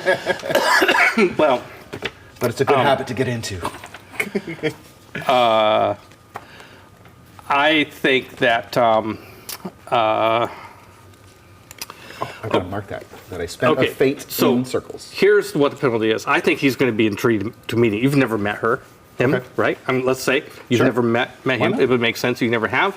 He's heard of you because your reputation, and fits you in for a quick chat. We'll get back to that. Mm-hmm. And the penalty is that the fact that you want to see him and talk about your son in this party, it's going to make him also really suspicious of whatever it is his son and your son are up to. Okay. Nice. Two parents being like, what's your crappy son up to? My crappy son. It was your crappy son of my crappy son up to. So that was a routine test that I logged for my circles. Yeah, great. And, Excellent. Excellent. sorry, his name is Is Boguslav Tiamir. Boguslav You would never use his first name, no. It's just Tiamir. Consul. Consul. Consul Tiamir. Unfortunately, there's two Consul Tiamirs. But Consul, you could also refer to him as chairman of the Chairman? or senator. Unfortunately, his son has those titles. He doesn't have the chairman title, but he has the Okay. senator title. Just pop a Yeah. Tiamir. I want to buy Tiamir the Elder is Tiamir fine. the Elder. Okay. But I mean, when you're talking to him, you would just say Consul Tiamir, right? Right. Yeah, you know. But yeah, for the purposes of logging it, say Boguslav Tiamir. And he's Yeah. the consul of what? He's the Senate chair. Senate chair, right? Okay, thank you. Yep. That's his official title, the Senate the chair. Consul But of that also Consuls. means he's the Yep. chair of the Council of Consuls. Right, the consul of consul. Okay. He is curious to meet you, but he's not so excited to meet you that it's going to be sort of a quick tea in the library, and you end up waiting a while with a couple other people, and then eventually you're brought him to meet him, and his.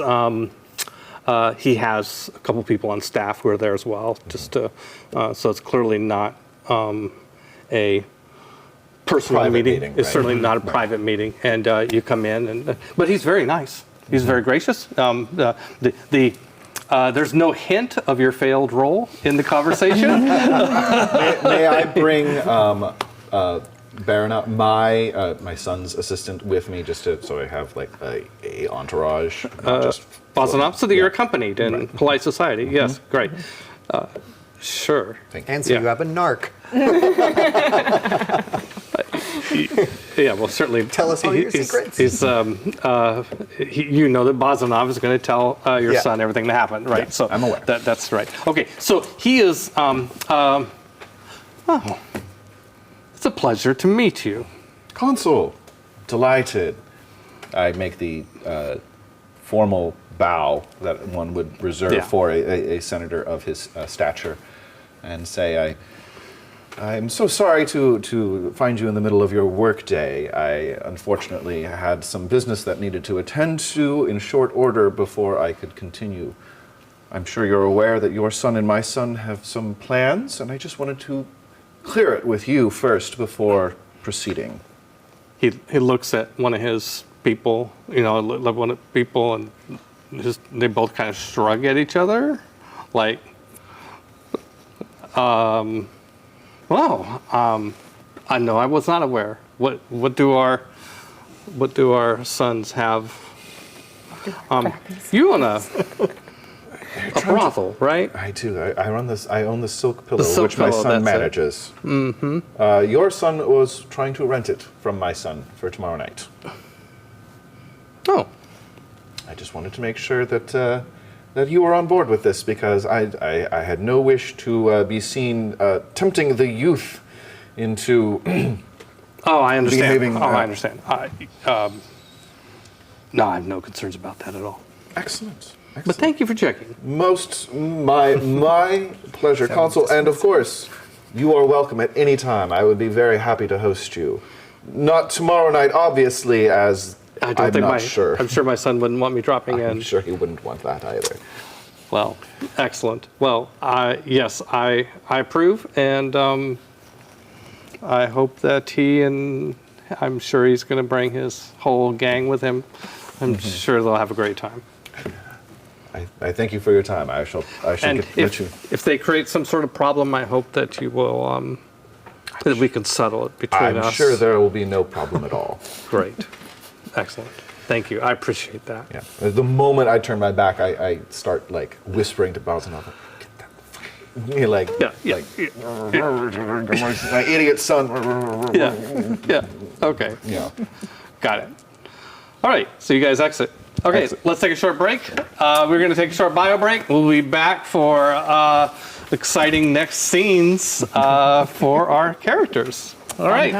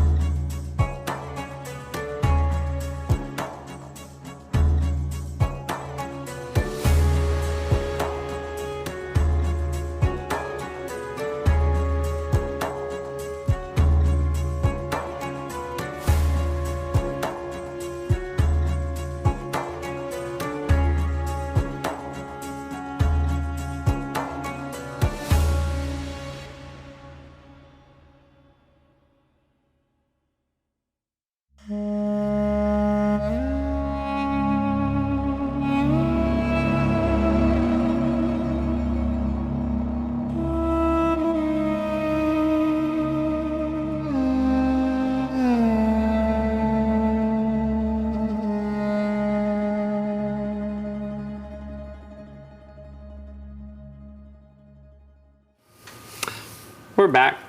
We did it. We did it. Hi. Yeah, we successfully had a bio break. And now we are back to play some more Burning Wheel. And left off with you. We're going to kind of culminate to a final scene for each character, saving you for last. So I think what I want to do is go to you for your meeting with Zune, and then come back to you for how this evening goes with you, and then we'll come back to you. All right. So, Ray, you want to go see Zune, right? Well, I mean, you guys are on the same council. Yeah, I just send like a runner over to be like, hey, can we meet when you got some time? Yeah, exactly. I'm not even like in a rush about it. It's just kind of like, just let me know. Yeah. There might be times when I might require a circles test to see if you could get somebody, but one of the things in Burning Wheel is you can always just, the GM can always just say yes. So, which is kind of a screw you because it deprives you of getting a test. I'm like, I want a test. I'm like, where is he? It's like, you know where his office is. You've done this for 12 years. you get where he's at. Well, I mean, he's a busy guy. You know, it's entirely possible that because you don't have a relationship with him, you have a working relation. You have a relationship, small r, not relationship, big R. So he'll meet you in the palace, and he'll just have one of the halls booked, reserved. You know, Like the whole hall, like it's like empty and just two of us at the end with like two chairs. You can get a meeting maker signed up for the fat merchant room. No, that would be. Like, I know that you love booking the biggest room just to annoy everybody else in the halls, and I support you completely.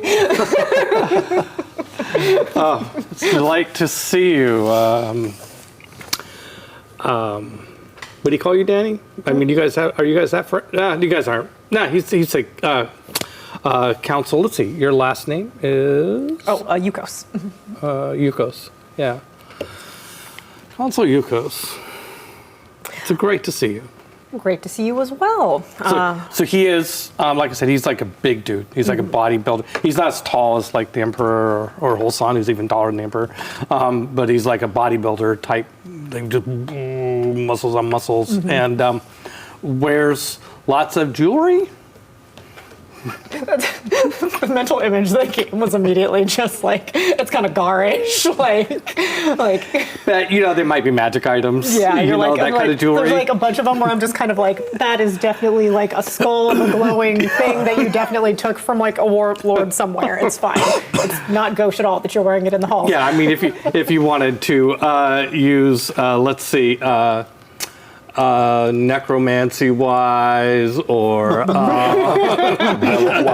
death magic wise or demon wise, you could use any of those wises to know a little bit come more. Up so much in my Demonology work is the demon wise. Yeah. You could do, or you could fork demon wise into demonology. Yeah, that's fine. It's fine. My contrast, like Danica as like a person, is like completely of average height, indeterminate sort of gender, like has a dark hair but it's been like cut and swept back a little bit. So from whatever angle, hard to say.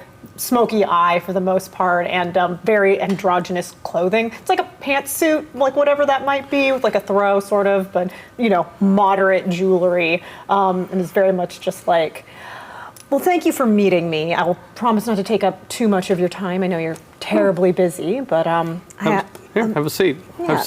Want some cloth? Some coffee? Oh yes, that would be fantastic. I was up a little bit earlier, and I'm already through my first couple of cups. Yes, all right. And there's some snacks. It's nothing super fancy, but he's being polite. Yeah, and being polite. And I'm accepting the courtesy. Yeah, and nobody else is in the room. Yeah, again, like he booked the whole hall, and it's just us. Whoever escorted you in closes the doors on the way out, and he basically waits till doors are shut before he says much. Yeah. I have a matter that has come up. How can I help? There's a revenue issue that I wanted to bring to you because I think you're the only one who can solve it potentially. And I'd like to.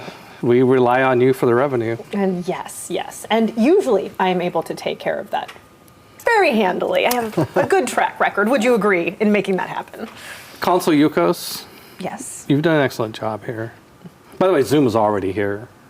You've been, just FYI. You're just like waiting in the room. I mean, there's some consoles that are newer than you, like the other player characters.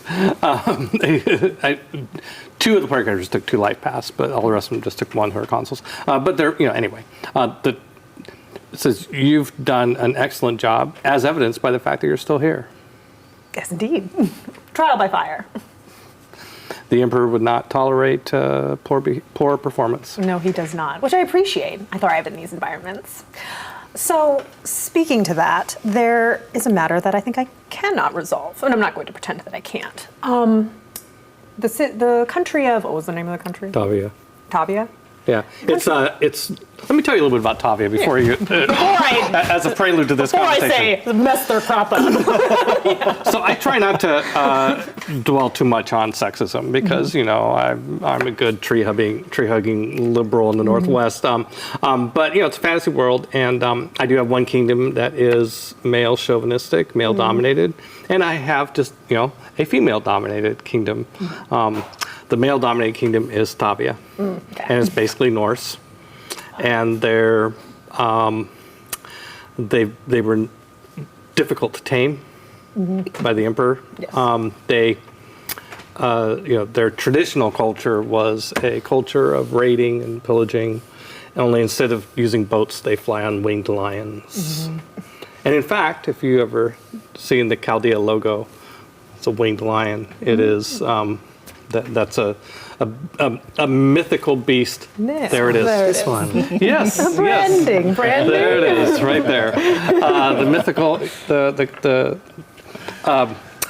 the beast, the creature itself, predates Tavians being in this world. Anyway, so Tavia is a Norse-style kingdom, and in the icy mountains of the Divinity Mountains.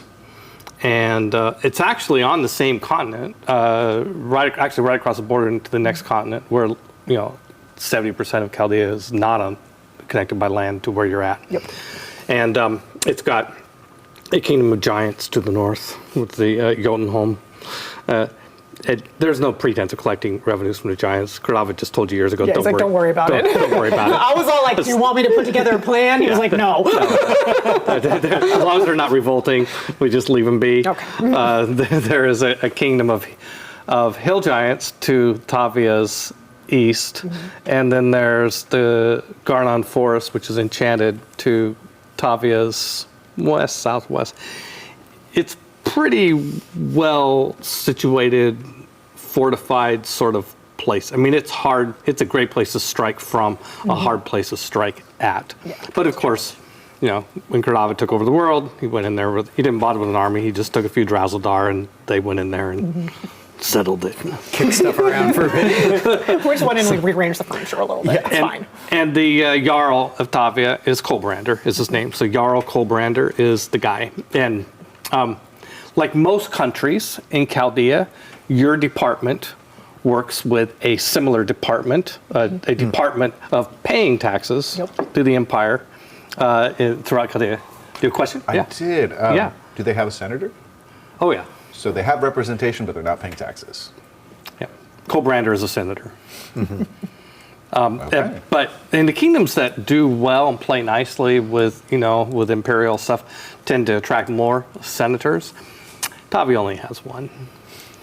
And he rarely I assume my relationship with this guy is extremely awesome. You don't have a relationship with him. Your people talk to his people. Yeah, okay. So you talk to the ambassador of But he's not Tavia. he has to be in the city to be a senator, doesn't This city? No. Okay. To be a consul. Consul, okay. He has to live here. Who pays the senators?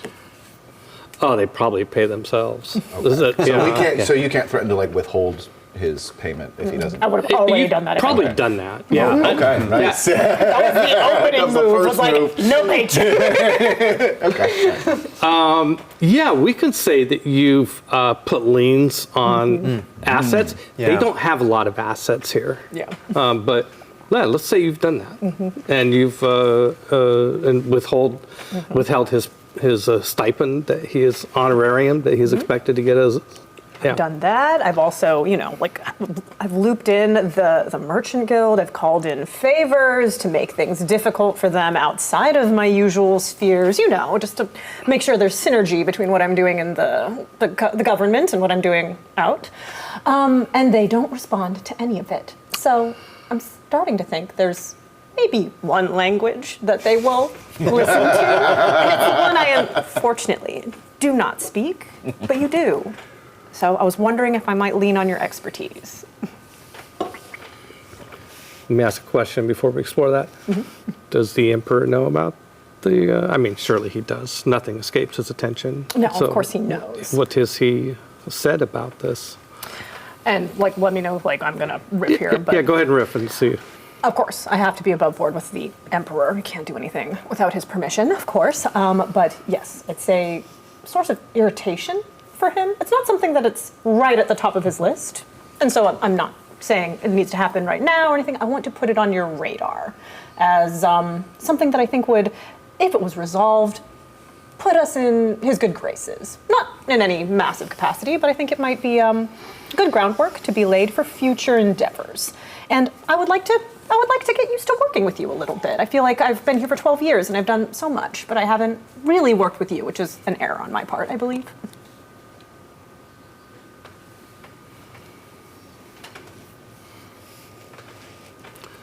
So, when you talk about my expertise, what do you mean by that? A strike team, my dear. I see. Do you have a target in mind? I do. The Jarl.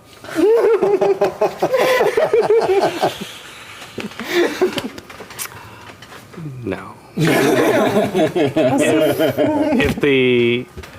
If that would be a whole nother level of escalation. Oh, I understand. Again, why I'm leaning on your expertise. Yeah. Yes. I would say that if the Emperor is concerned enough that he's mentioned it, then you should be doing something about it. Which, in my mind, gives me something of a red light. But if the Emperor wanted Jarl Kolbrander slain or captured, our Emperor, he'd just go He would just do it, yes. He would just go do it You're himself. correct. You're He right. might- He would do it. It's still, I would take the fun away from him, honestly. Yeah, he would. Understood. He might bring me along for backup. Right, yes, Yeah, often when the Emperor's gone, Zuna's gone too. They're hanging out. Zune, Hulsan, and the Emperor are sometimes all off together. They are the strike team. Yeah, they don't need much more. Right. Yeah. Understood. This is too much escalation. They're yeah. not that big of dogs to call in. That's too much. We need to. We need to think. We need to take something of his that he would miss. Be disappointed in losing. Can I already have an idea of what that might be? Because I've done some research on this guy. Sure. I heard that he has a very favorite in line for his position, an eldest that he's been putting a lot of effort into. He's had a couple of successful campaigns down in the south, but I heard he might be traveling back from one of those campaigns and maybe slightly under-armored after something that went a little bit more difficult than he thought. So he might be a little more vulnerable than usual. If that's of His son. interest. Yes. His son. Still pretty bold. Let me know if I'm doing too fast here. I think that his family is off limits. Okay. It's a good idea. It's an interesting idea. I think something About his- Tavian pride. Oh. Tavian pride. Do you mean like potentially his court, what was it? Some kind of artist. They recently created some sort of sculpture of theirs, something of great cultural value. They sounds made a big interesting. hubbub about it. Well, whatever we take, it's got to be something that's located in Denorum. So, Denorum is capital. It's a capital you can only get there by flying to it. It's way up in the mountains, and it's called the keystone, or the key. Steve's like screaming, "It's this!" Only I brought Twitch. You can ask him. The Dowd, I think it's called. Okay. And it's a hole in a mountain in the fortress, and you can fly in and out of it. So he's got a sculptor there. A recent acquisition, probably something pornographic, if I could. Extremely phallic. Yeah, well, him and the Emperor have that in common. Interesting. I think stealing that might be we could just Steve says it's the Howd. Howd. Thank you, Steve. close. Thank you. And is it Thank theft if it's really yours? If it's the Emperor's, technically? I mean, everything is the Emperor's. We Yeah. are just You could relocating it. go in. I don't think his security is that tight. Yeah. So let me. But if I'm doing this, you're coming with me. Oh, right into the thing of things, or like to watch from a distance? No, you're.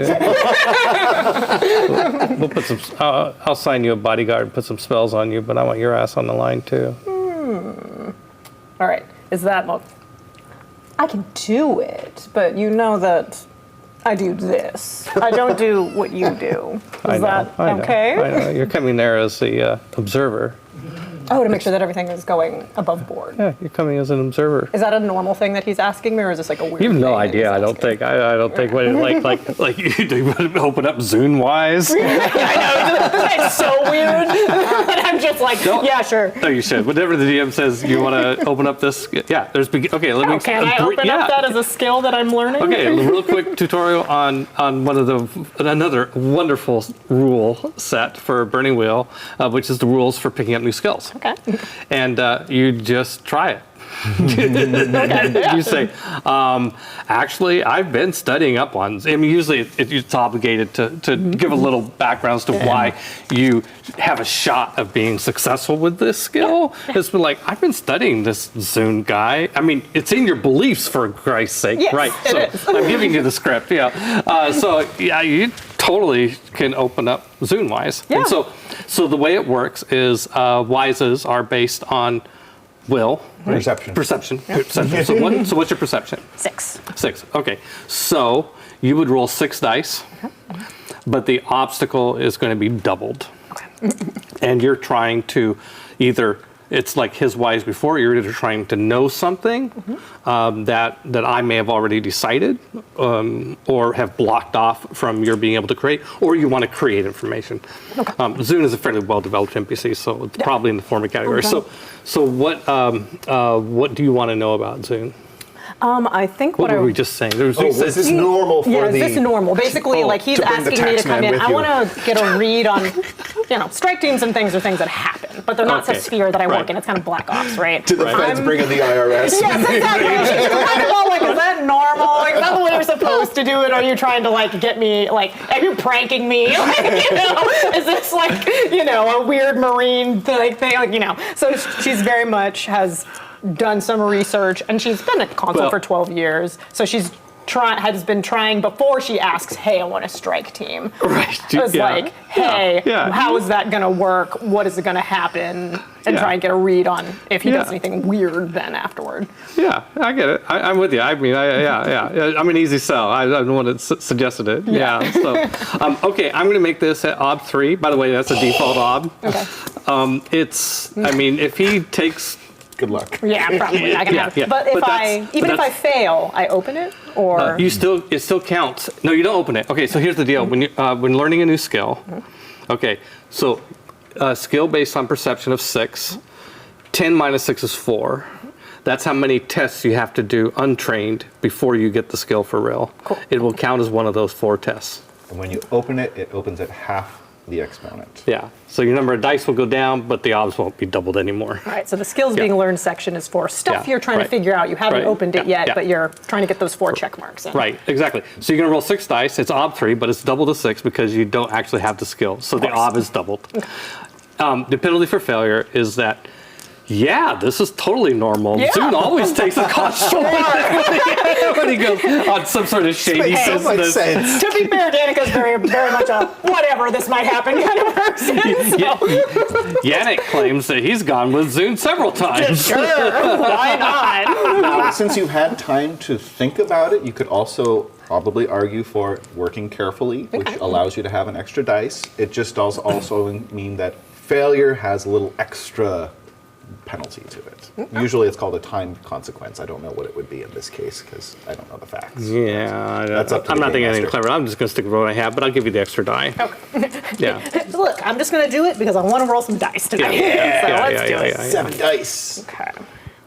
Lots of Let's 6s. see. Wow. Done. That's 2 6s and a 5. Okay, so if you spend a fate, you can explode the 6s, which will give you 2 more dice. Okay. And you don't have a very high chance, but if one of these comes up a 6, you do have a chance. It's a pretty small chance, but you do have a. it's fun. Okay, yeah. Let's do so, it.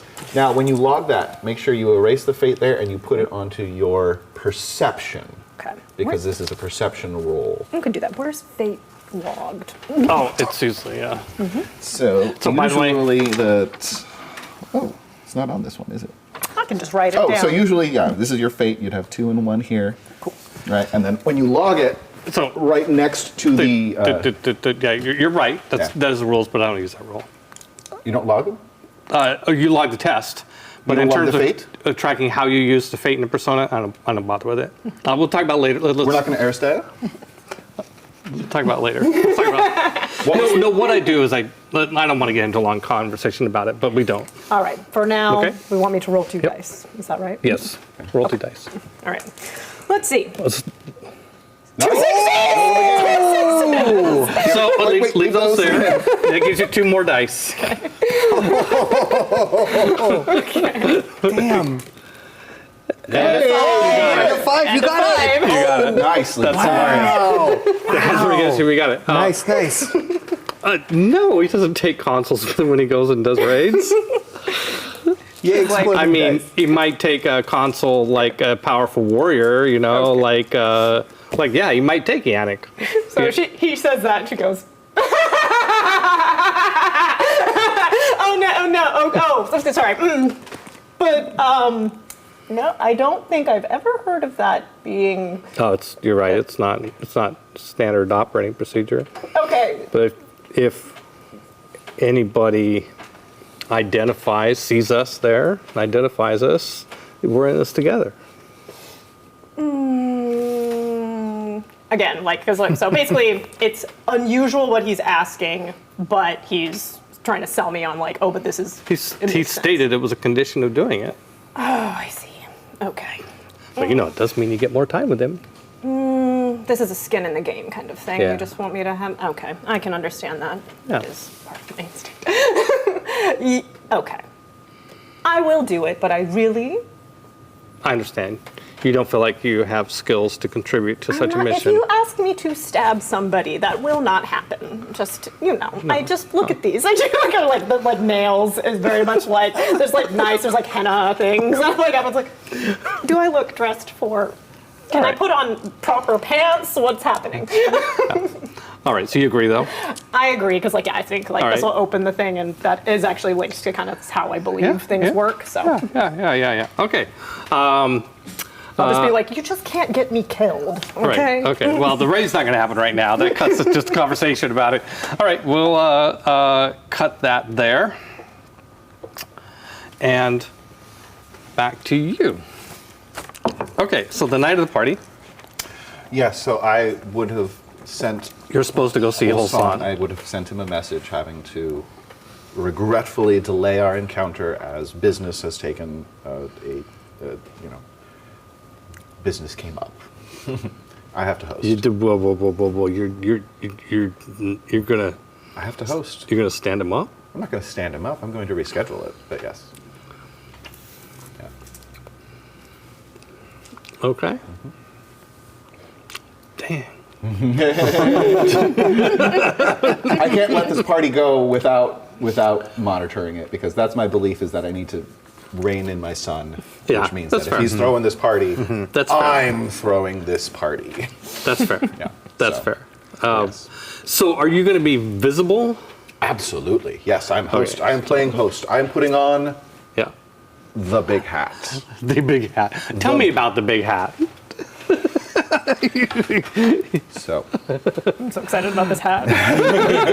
in a culture that prides itself on tall, ornate hats, Right. this hat is 3 feet of ornate golden and silver snakes coiling up in antlers, right? Yeah. And each one of these snake eyes is emeralds, Yeah. little baby emeralds set in the snake eyes. So you've got this crown of sparkling green Right. all the way at the top. Right. I can't reach We the get- 3 feet it's that it takes to Egyptian. put. Right. Yeah, Ultra yeah, Egyptian. yeah. It's the kind of hat where I have to sit down and like 2 guys have to come and place it on me, Yeah. and then they kind of staple it to like a back brace. Right. So I can't really turn my head. Like Yeah. I just sort of like Yeah. Fashion move like baby. this. Yes, absolutely. The ceilings are higher than in most homes. Yeah, to accommodate the hat. Like everything is just like I'm like anchored into place. There's some rooms you can't go into. Some rooms I can't go into. I've least painted not my with a hat. face. Yeah. I've done my eyes. Like everything is extra serpenty. I've got I've got my biggest boa on. Yeah. Like actual Yeah. boa. Yeah. Yeah. Snake, not Okay. not feathered boa. Well, of course, you know your son well enough to know that he's really disappointed that you're there. I'll bet he is, because he sucks. Because he was hoping to party, and that's not going to happen. He sits right here. Well, you get to meet Yannick. So, yeah, when Yannick and, his entourage and security comes in first and sweeps the place. And these are all Russians. And they're pretty burly, and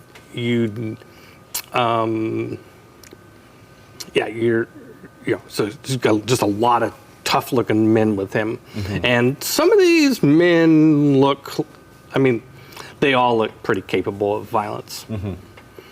Yeah, that's Yeah. I imagine them kind of Cossack-ish. Yeah, maybe. Cossacks are a lot more modern, but yeah, they're definitely tough. Like they're tough, just kind of dudes. brazen and Tough like dudes. Yeah, tough dudes. And it's part of Russian culture that most princes have, or most aristocracy, run around with basically a personal entourage. That's like a gang. Yeah. So, so they start showing up. And of course, as soon as Yannick arrives, your son will bring him to you for an introduction, so that you meet him. So Yannick is very handsome. I will charm the pants off of this boy. He is getting the treatment. Oh. The full full on will. Full treatment. I I will flirt with him in front of my son to the point of making my son uncomfortable. Now, keep in mind, Nefertari is in her mid-50s. Yeah. Because of her dark skin and and she's fairly active, she looks like she's in her early 40s. She looks closer in age to her son than most people would expect. Hey, I'm married to a very hot 60-year-old.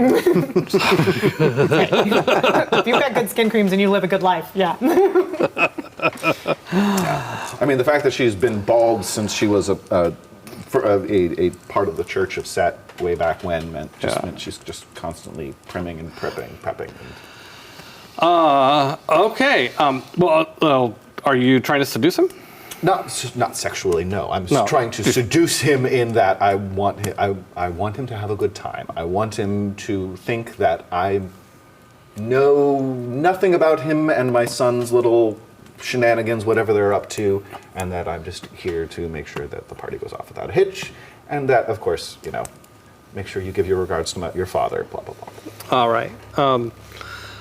I mean, it sounds like a seduction without the sex. Well, because I was thinking of more persuasion than seduction, because I'm not promising him any sexual favors beyond like what is provided. Yeah, but seduction skill doesn't necessarily. It states right that doesn't imply actual sex necessarily. It's but just it still using. implies. No, you're using more But I'm not trying feminine to sleep wiles with than him. you are. I'm trying to convince him that I'm unaware of his.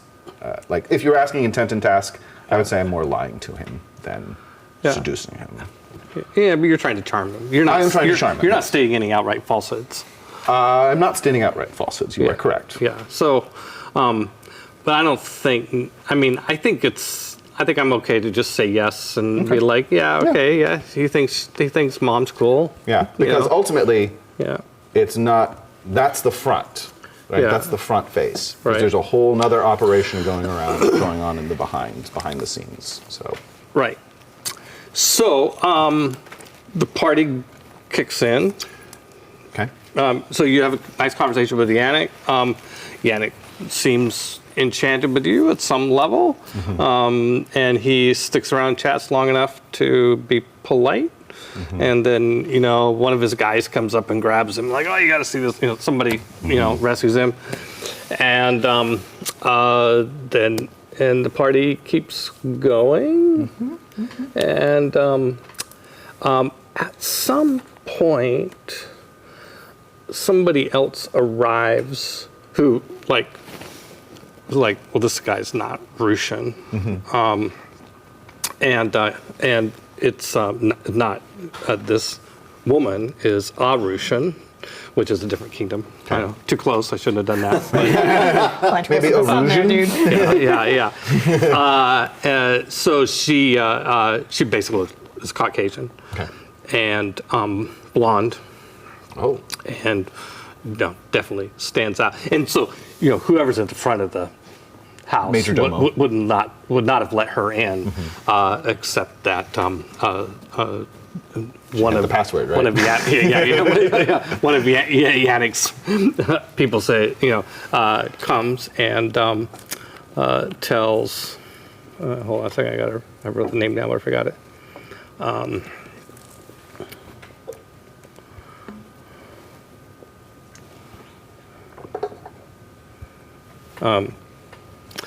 Somebody comes and says, Theodren's here. Says to Yannick, but they won't let her in. And Yannick goes over to, you see Yannick, you're watching nothing, I think not much misses you, because you got nothing else to do other than keep an eye on everything that's going on.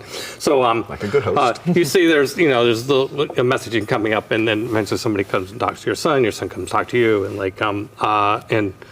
No, he doesn't. No, they get your son, and your son goes over to the major domo, and lets in this woman. Okay. Great. And she walks in. So she is blonde, Caucasian, and covered with tattoos, but they're not henna type tattoos. They're something else. They look different than perhaps anything you've seen. Religious in nature? Don't think so. You want to open up Marn-wise? Sorry, open what ways? Marn-wise? Marn-wise? Yeah, that's the character? I'll tell you. No, I'll tell you what Marn means if you succeed. It's wise. Fine. No, it's fine. If I don't know what I'm seeking, then I can't ask for it in a. No, your intent would be to understand what the hell these tattoos are. That's fine. I don't care that much about the tattoos. Okay. I'm more interested in the. I mean, she's foreign, right? Okay, Erusian. Okay. I mean, I clock her when she comes in. It's clear that she's got some dealings with Yannick, and it sounds like she's got some dealings with my son. So this must be the missing piece that I'm going to make the assumption on that. So, of course, I turn to Baranov. I know. Right? Whatever. Baranov and say, "Who's this one?" Oh, I think she's heading your way. I think you're about to find out. Yes, I would be useful to know her name before she arrives, you fool. Oh yeah. What are you in here for? What's that? Theodrin. Theodrin. Okay. Okay, so this woman comes up to you. This woman does not fit in here. Right. I mean, she is dressed.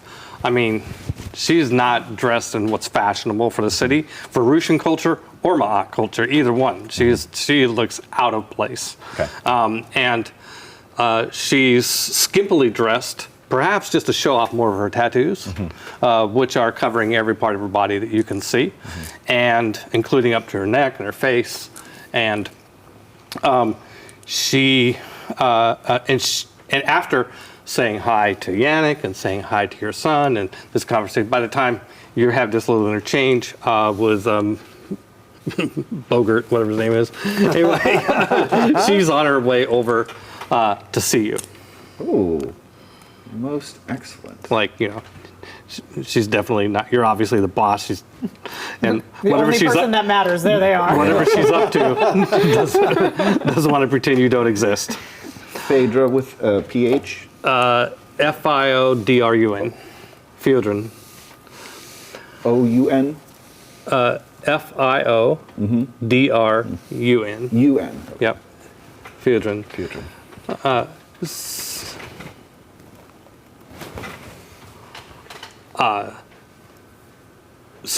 So she comes up to you and she looks at you and she looks like she's confident in herself, like she's not gonna like suddenly fall on her knees or anything like that, but she's also being polite and she says, "Hello, how should I address you?" Hierophant will do. Hierophant. Thank you for letting me enter your fine business. I'm Theodrin from Marusha, and I apologize. I do not know your customs. Phaedra and Arusha, make yourself welcome into the Silk Pillow. How may we see to your needs today? Oh, I think let's say some strong aqua vitae to start. I have mead. About wine. I have wine. Wine will do. If you don't have whiskey, we'll take wine. I note her accent, and I note her, I'm assuming, blue eyes, Yeah. right? Is she pretty? Oh yeah. She's pretty. Yeah, okay. Yeah. All right. Young-ish? No. No? No? 40s. 40s? Okay. Strong. Strong. Muscular. Oh, okay. Yeah. What? Tattooed, strong, muscular women that are pretty in their 40s. Yeah. Okay. She's got a couple scars. I will inquire as to the nature of her relationship with the consul Tiamir. Which one? Yes. Well, I haven't met the old one. I figure I better work up to that. Yeah. Yeah, I'm here to party. You Would you- adventured with him? You were involved in one of the strike teams that he Not that kind participates of in? party. Okay. Would you like a Marn tattoo? I think I shall pass. Thank you. And here's the servant now with your wine. Thank you. Well, your son wanted one, so I'm off to do him. If that's with your permission. Of course. He is his own man. Excellent. I'll take good care of him. Oh, hell no. This party sucks. This party's just getting good, let's be clear. Okay. So she sets up a little tattoo operation in one of the rooms that you wouldn't be able to go into without taking off your hat. That's totally fine because the wine that she's going to get is going to be drugged and she's going to be ill and she's going to have to leave. Maybe. Wow, maybe. What, you have poison? I don't have poison, but I am sure the bartender keeps some behind the counter. This is the silk pillow. We take care to take care. Tiny bit of food poisoning. There's a certain, Just a certain little amount bit. of. A little vial of food. Okay, I think there's a roofie, but really good poison. That's essentially what I want. I just Yeah. need her. I need her to not be able to be drunk enough or to be like out of commission where she cannot do what she's trying to do. Just give her the runs. That'd be great. Love that. Yeah. Yeah, it doesn't work on her. Really? Oh, fascinating. She's done about 3 tattoos and seems to Okay. be going strong. Okay. She's tattooed your son, Bogart, Whatever that and guy's name is. Yannick. Oh, yeah, I got one. Excellent. Okay. So she, and this is with drinking. Like she actually is drinking it. This is confirmed.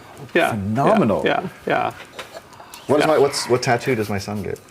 Like, what is it? Where is it? It is. Tramp stamp. Tramp stamp. Tramp stamp. Yeah. Small of the back. Oh, is that what that is?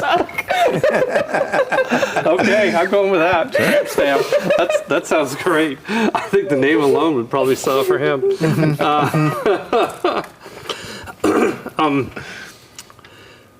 So the party just keeps getting rowdier. I mean, these guys know how to drink.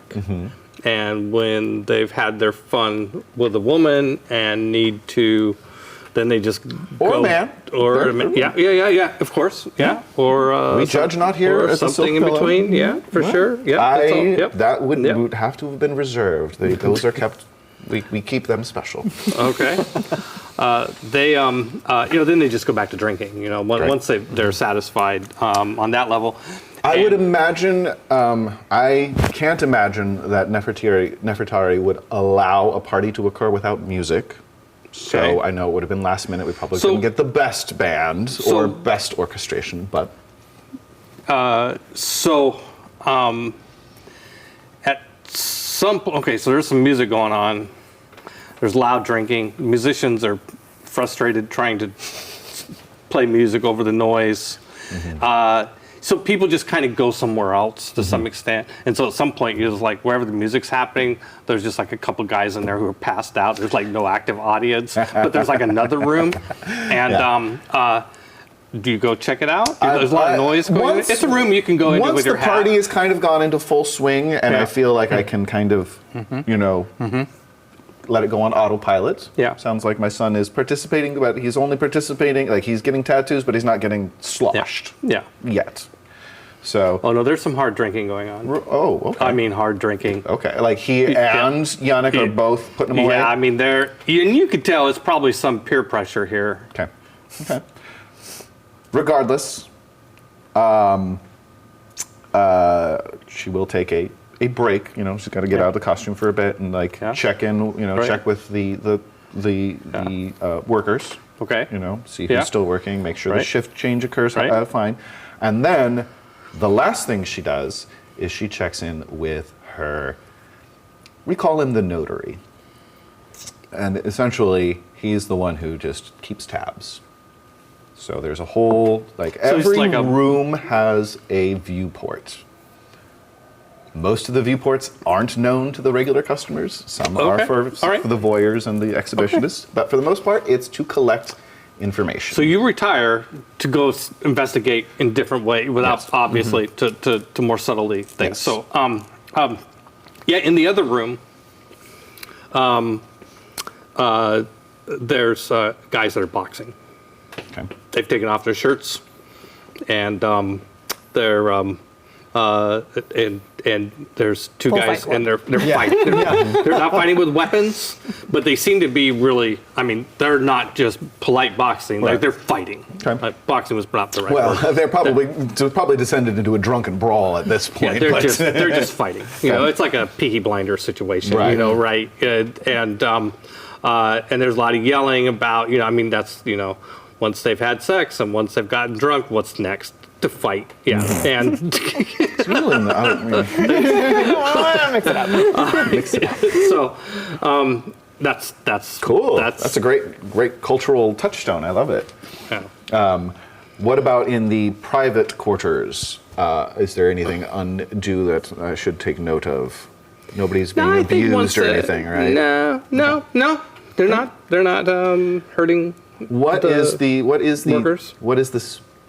What are my specialists like? Are they working too? Like the people who cater to this? Yeah. I mean, everybody's working, but also trying to. I mean, at some point they just want whiskey and don't. Oh, okay. And everybody's just kind of staying out of their way. And, Okay. And it's just going to go until they all eventually pass out from being drunk.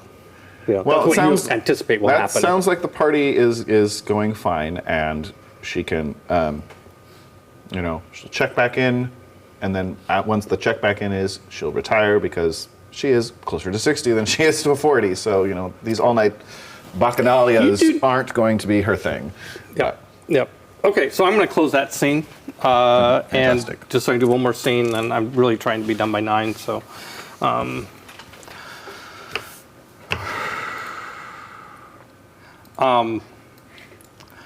I am going to leave one little hook thing. Okay. As you kind of retire, one of the guys, like, hey, I don't think he was that drunk. One of the Russian warriors that came with Yannick, one of his gang, leaves early. When everybody's drunk at about, let's see, your place is. The silk pillow is Yeah. over. Oh yeah. It goes over here. Over there. Yeah. Okay.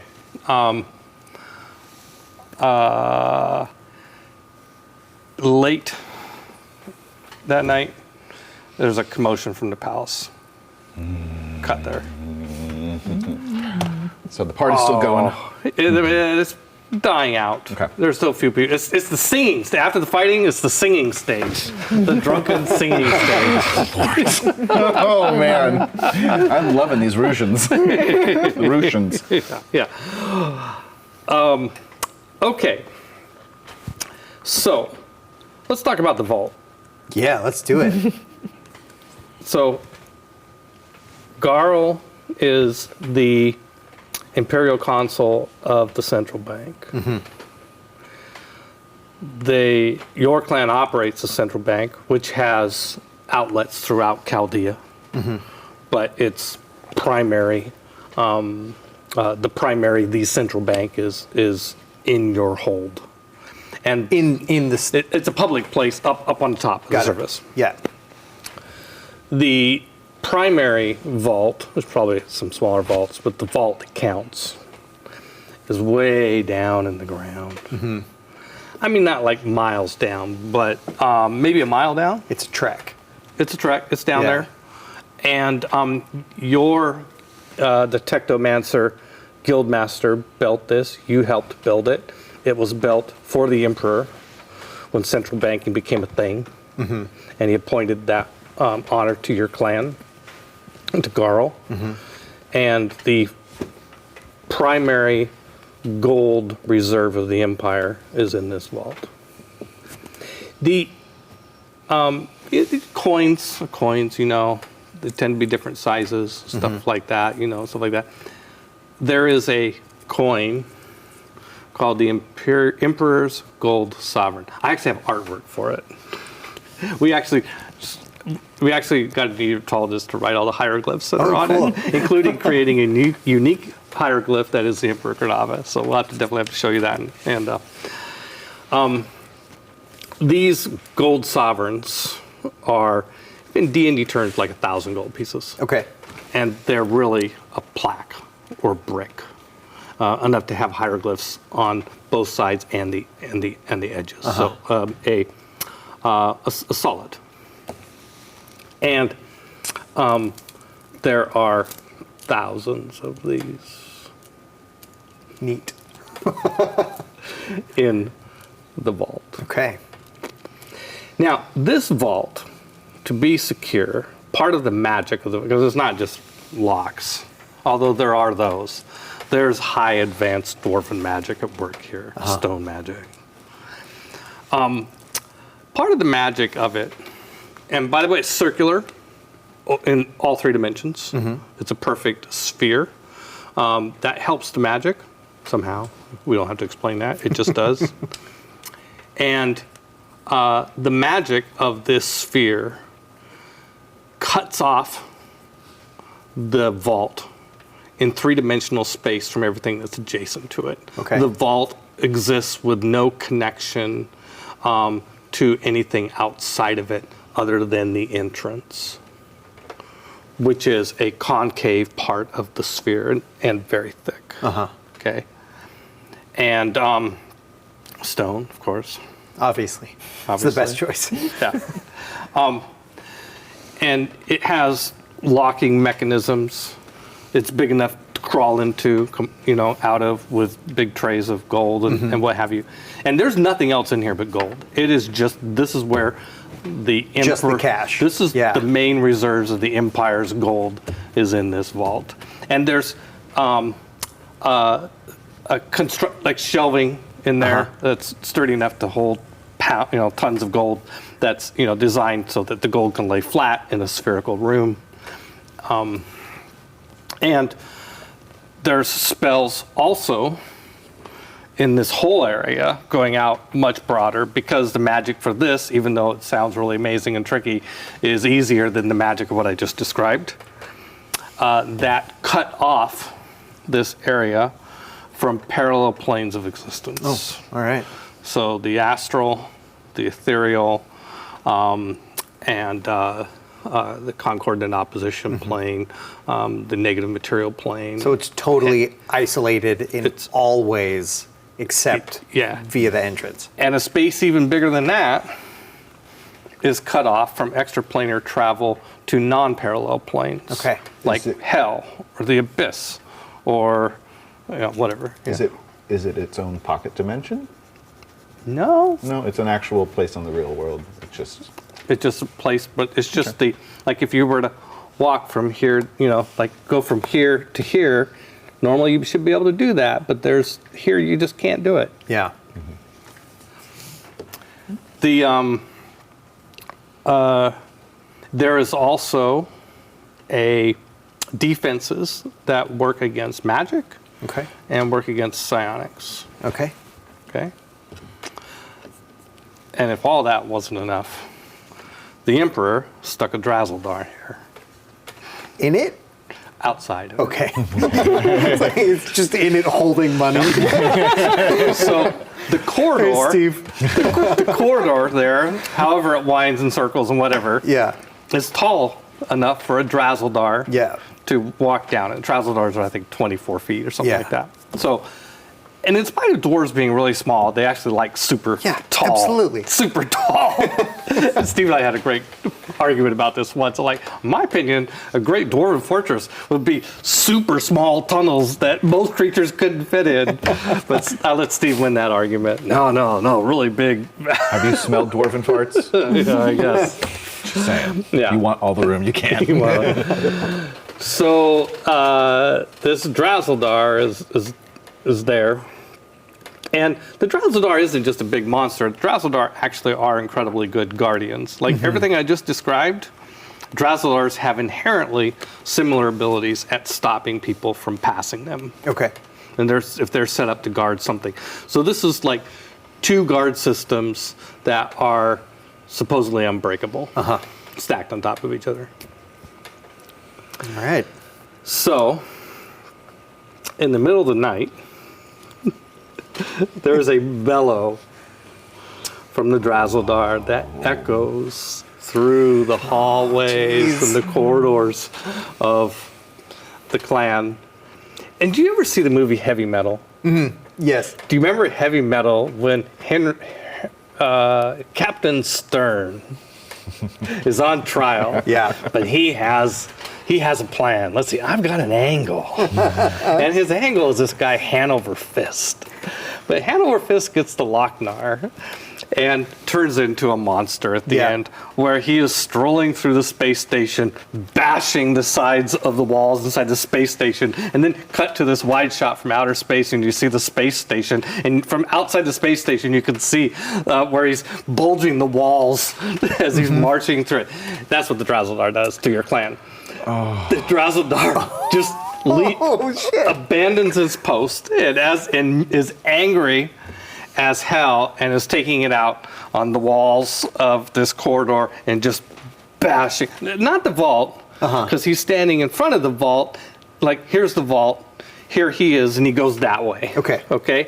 And he's going as fast as he can, but he's just mad, so mad that he's just bashing everything in sight. Probably a couple dwarves die. Yeah. Lots of damage. Exiting, off. He's off and running. Right. It comes all the way up through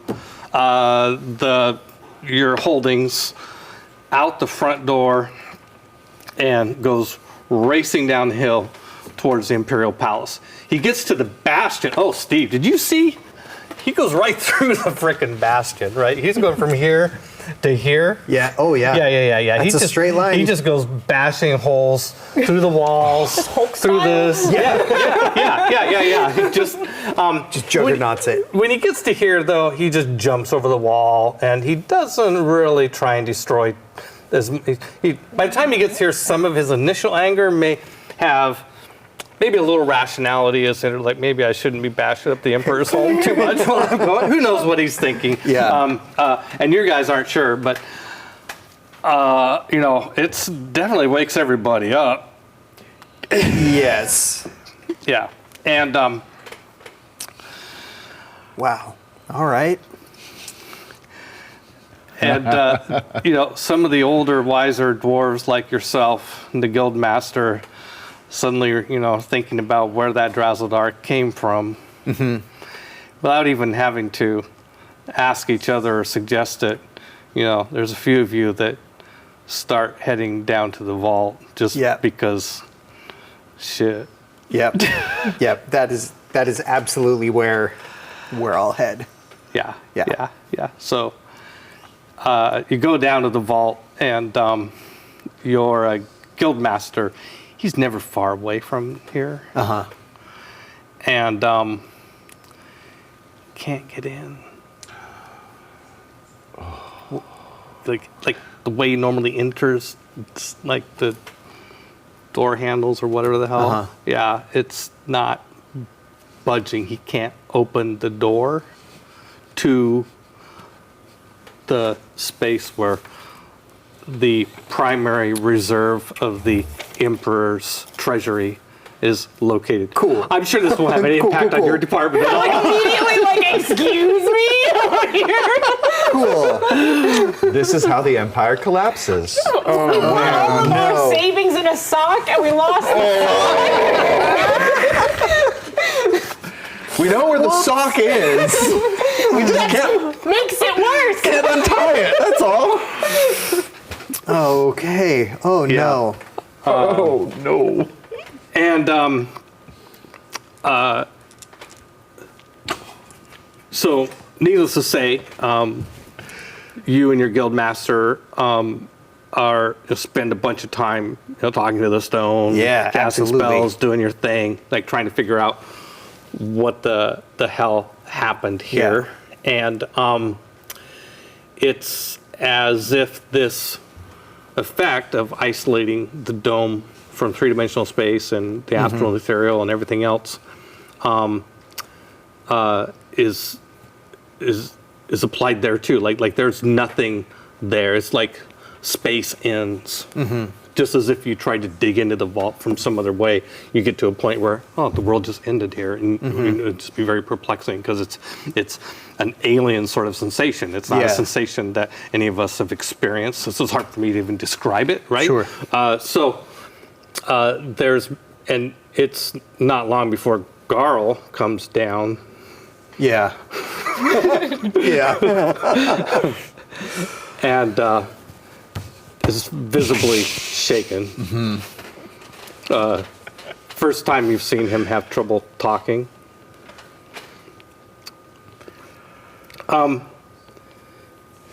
There's supposed to be a council meeting today. Now, you're on the council, on the council of consuls, but Garl is, Right. and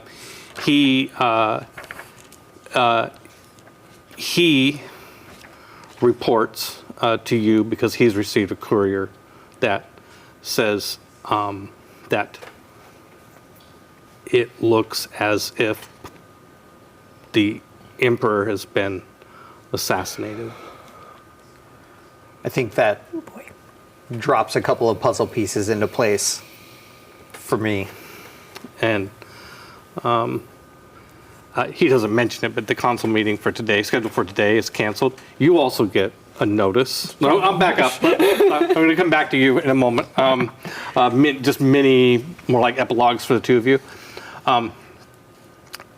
And it's probably in about 4 or 5 hours. Grantal, Geldzon, who's the treasurer, Yep. the other consul on the council, he arrives with his tectomancer, Yeah. but nobody else. I mean, the place gets locked down in a hurry. Yeah. Like, if you're not a tectomancer or a consul, or very rare exceptions, you're not allowed down here anyway, right? And it's even tighter now. So he comes in and joins. Help dice. Yeah. Was there anything in the construction and in the magics of the vault that was contributed by Cordava? Or was this purely a commission job that we did?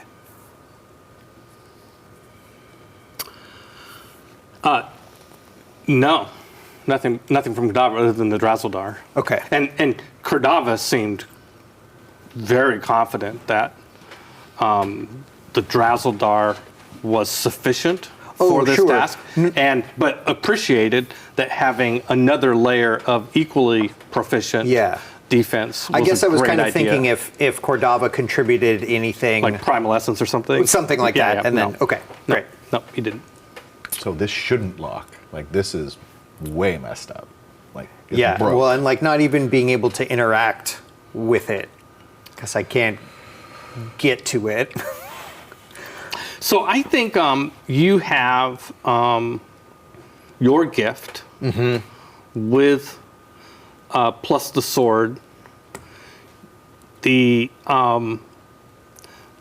Your elders step aside and say, "Feldspar, Yeah, I'm gonna ask some questions. Talk to the stone." Yes. So Making fun of me for this earlier. this is Let's do a test, buddy. here we go.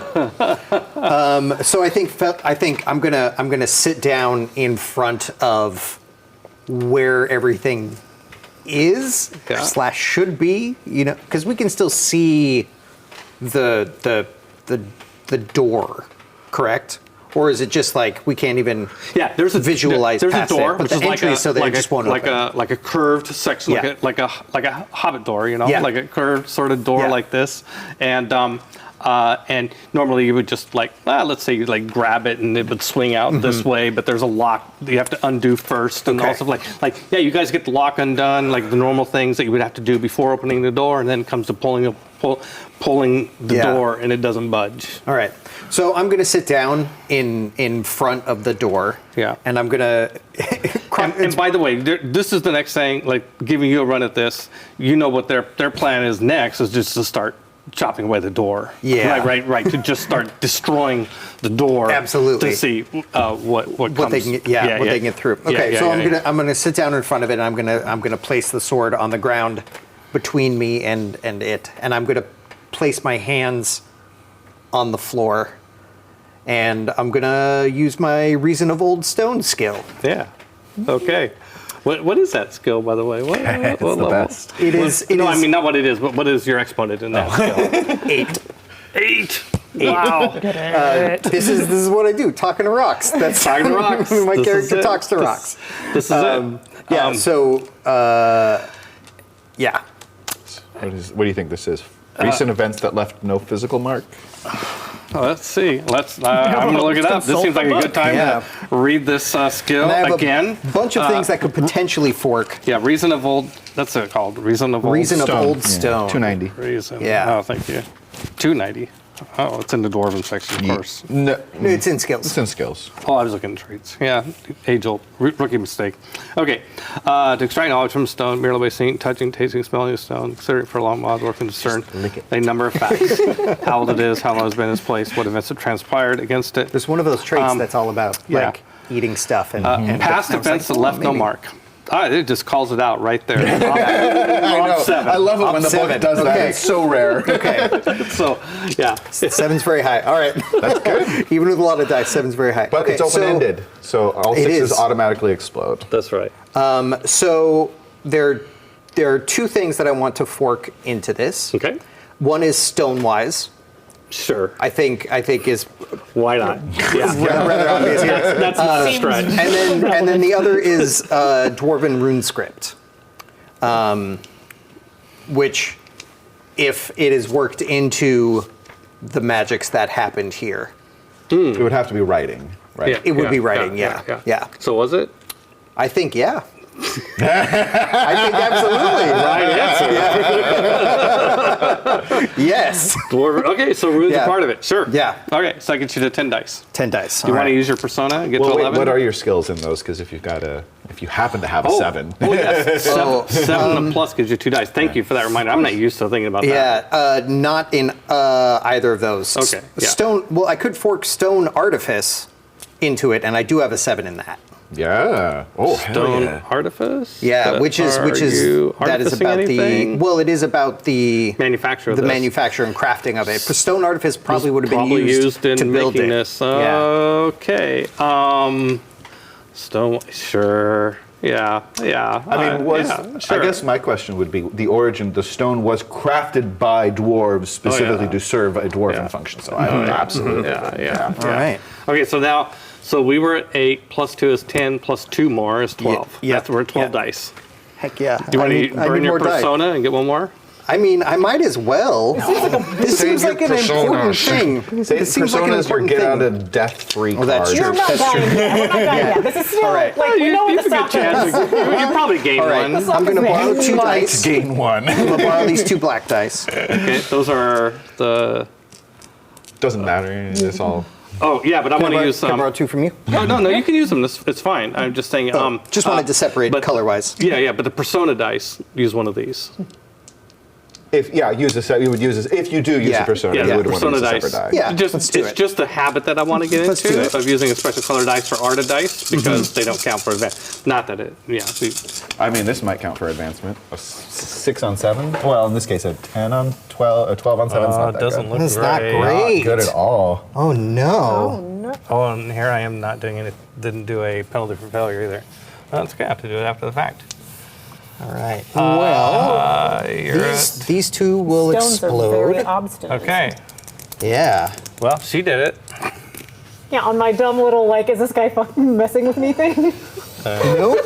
Oh man. We get Reason of the stone. money out of Boy. the whole thing is not happening, but Yeah. So many dice. Well, let's see what you The could learn stone with is 5. very fussy today. Maybe that's a good start. That doesn't seem the nature of Okay. Burning Will test, but I mean, as a consequence for failure to learn less than what you were trying to learn could be a. oh, you're too nice. I am I'm pretty trying to think what would Luke do, and, mean, he then would- tone it down one notch. The stone would explode and swallow him for asking too many questions. Yeah. so the next day it's just like, I heard some guy exploded. Okay. Is the vault open? Here's the penalty for failure. Wow. Okay, well, first of all, you didn't find anything. All right. That sounds like a great penalty to me. That sounds Stop very good. there. That's just the I answer. feel penalized. Garl put a lot of hope in you here. Oh my god. Garl was counting on it. By the way, let's back up a little bit. It's not necessarily over yet because we just forgot to do the obvious thing. Help dice. Well, no one else. Oh, from other people. From the other, From other from the other other- technomancers. Yeah. Yeah. There were several there. Well, I'm going to three limit. there? I'm going to limit it to the two main guys. Okay. The two guild masters. Yeah. Yeah. The two guild masters. Yeah. You sit down to do your ceremony Yeah. of the stone, and help dice. You only have to have an exponent of 5 Okay. to help, right? No, to get 2 dice, To get yes. to 2 dice, you get 4 more dice, my friend. I mean, it's just ridiculous that they wouldn't help you. I Okay. don't like backing up. Yeah. Oh, don't use those dice. It's just new dice. New dice. Okay. Okay. Yeah. So here's some wherever you want to get them from. They're not Arta dice, but they're new dice. We'll remember in the future so that we don't. Yeah. Oh my gosh. God, the stone. Wait. Oh wait, no, I'm 4s are 7. good. 4s are good. 4s are good. good. 4s are good. Still- I was thinking 6, just 7, 8, 5s 9. and 6. Okay. Yeah. Okay. Okay. 1, 2, 3, 4, 5, Yeah. 6, 7, 8. Okay. Yeah. He got it. Yeah, he got it. Okay. Like Just you're doesn't get the log attached. Yeah. like you're just not feeling it. You're just not feeling it, and you're starting to sweat. And you look over and you see Garl is feeling so hopeful, and then you feel the presence of your masters. Like you're a master. I mean, you're a hell of a master. Yeah. But you got 2 guys who are even more masters Yeah. who were here before you were, Yeah. and your master just puts his hand on your shoulder. This vault construction was probably a group project. Yeah. You just feel like the strength of your master, and instead of it being like this feeling of somebody looking over you, ridiculing you, somebody who's touching you like an equal, and like a sort of you could do this sort of thing. Excellent. And then you just feel like a little bit more thing. Okay, so great.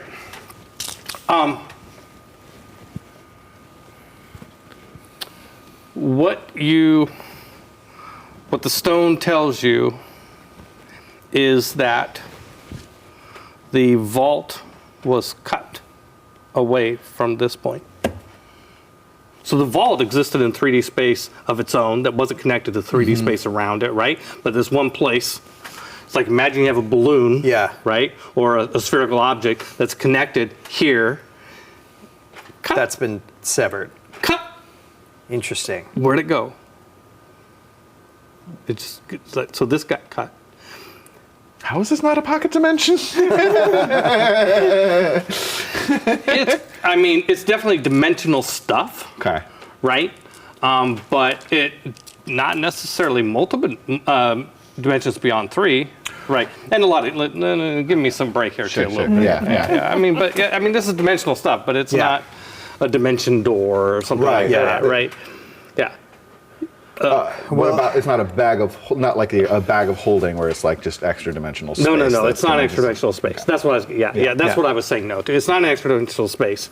It's just that space is no longer connected to this space. Yeah. Okay. Something severed it just before the lock. Yeah. Cut it. Cut like it. it cut. The Yeah. stone felt like it got cut. Like cut.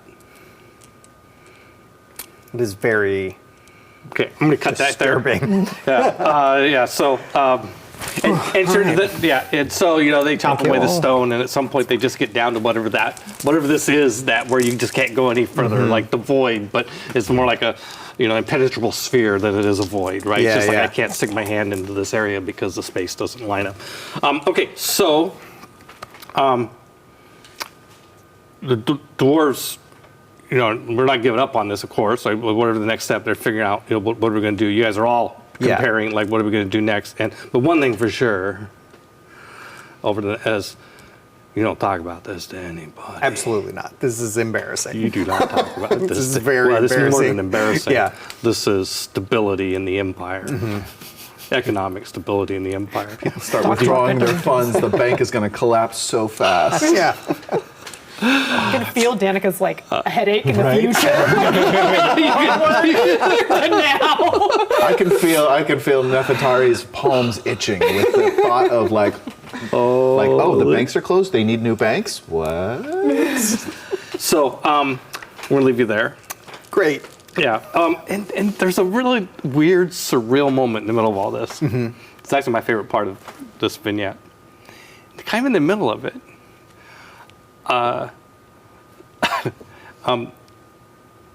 Grantal says, and he recognizes how surreal this is.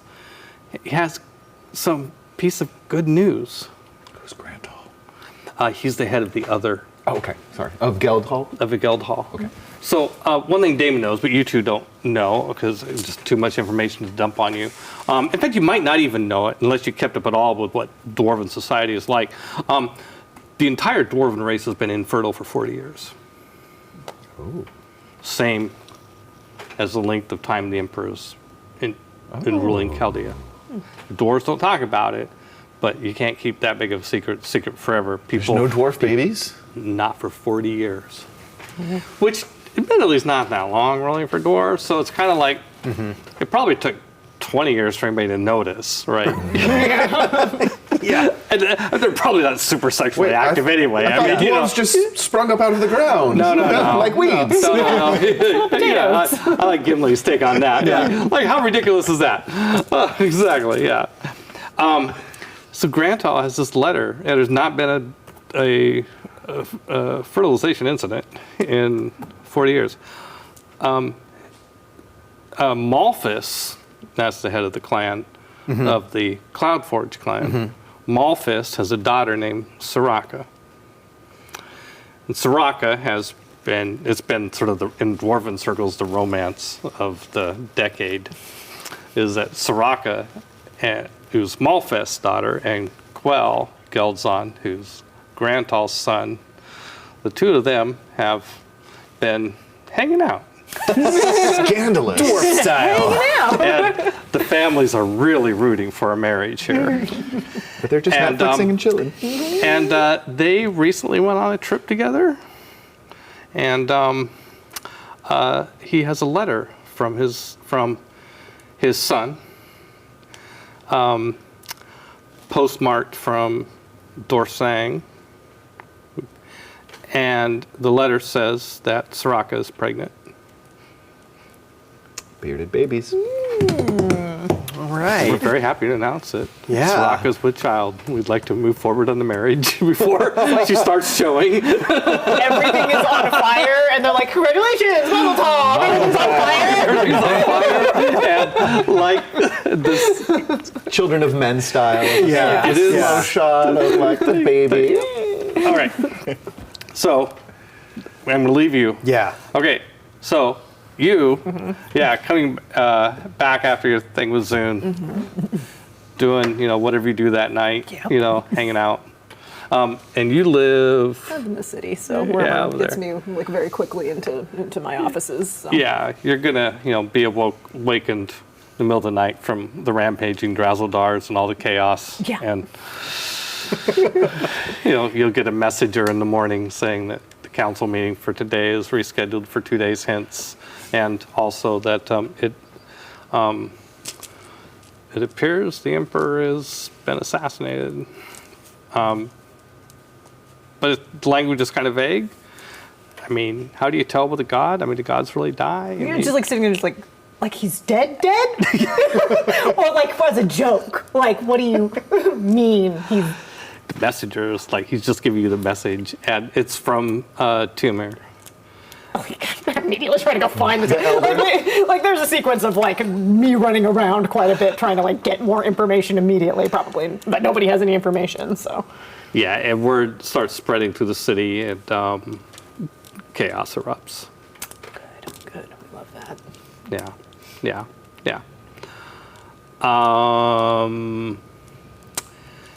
Yeah, and Yannick is with you when the news comes.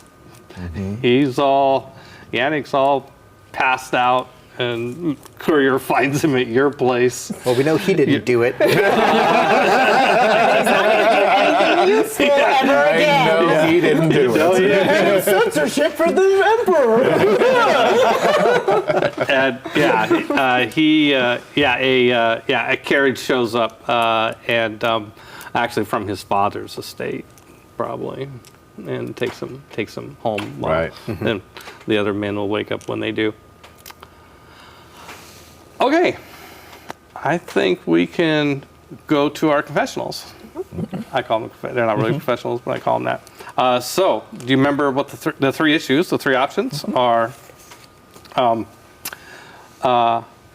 Amandela's report about the death of the emperor, announcing martial law from Tarsus, and the Timir's move to summon the Senate, summon the session of the Senate. Yep. So, I know you've already got something I ready. do. So- Yes, I know we didn't actually get a scene in with Hulsan, so you want me to do like a little dictation of like, or monologue, or do you want to dialogue it? Oh, do you want to do a? Well, you don't. Yeah. So since you didn't go there, I did not. yeah, you weren't with him tonight. Right, that's correct. That this went down. So you haven't seen him. So you could do an internal monologue, or you could be having a conversation with. You could be giving your opinions to somebody asking you. I wouldn't share with just anybody, Yeah, I so I think guess it would be more of an internal monologue. If you're comfortable with that. I mean, I had in my mind, I had set it up as like just me monologuing to Hulsan, but if you don't want him there, if we don't want to introduce him just yet, I don't mind. You could write him a letter. I don't know how to write. That's great. You could dictate a letter. I also don't have composition. Formulating thoughts on Burning Wheel is hard.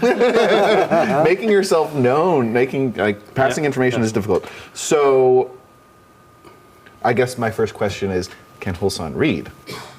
Hulsan can read, for sure. I mean, Yeah, he reads hieratic Okay. and hieroglyphs. Oh, so And you know that. so what the that language really isn't set up to convey that level of, like, if it's a hieroglyphic language, then it's not going to have the nuance. So hieratic does. Hieratic? Yeah, hieratic is another script that is. It's hieroglyphs and hieratic are two scripts for the same language.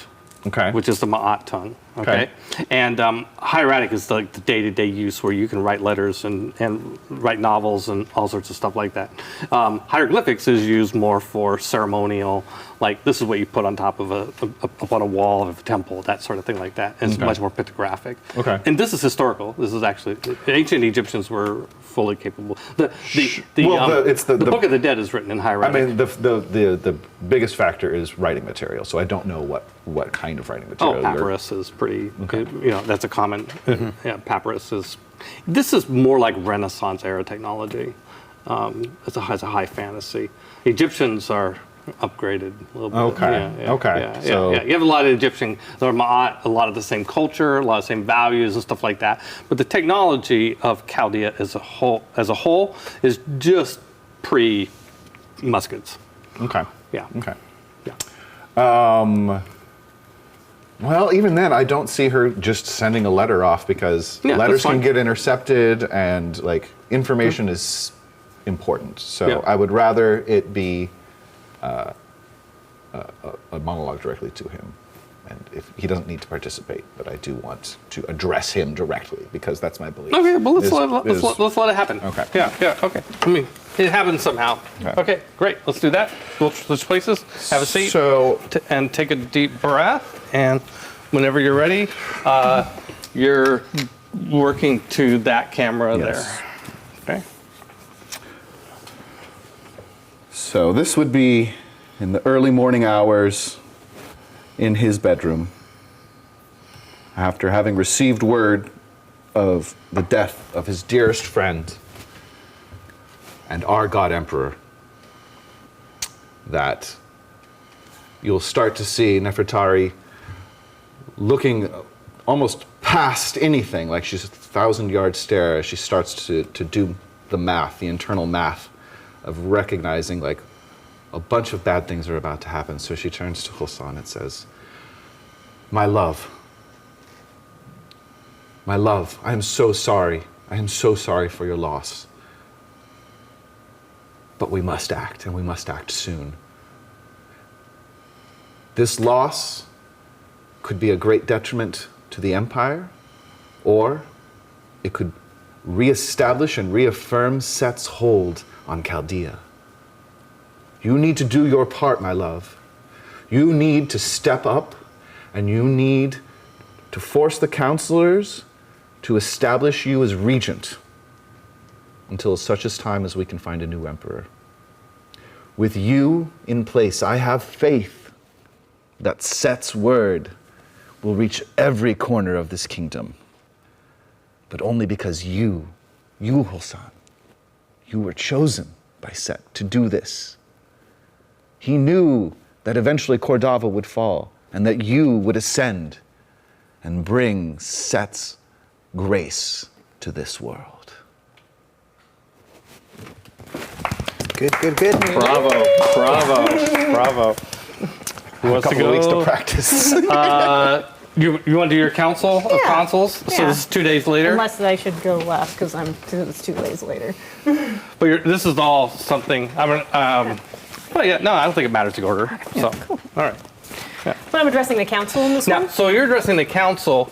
I think you're talking to people in a circular all around. So you can, to the extent you want, I mean, you can look at the camera if you want to, but you could also make sense that you would clock the room a bit. But, All right. you know.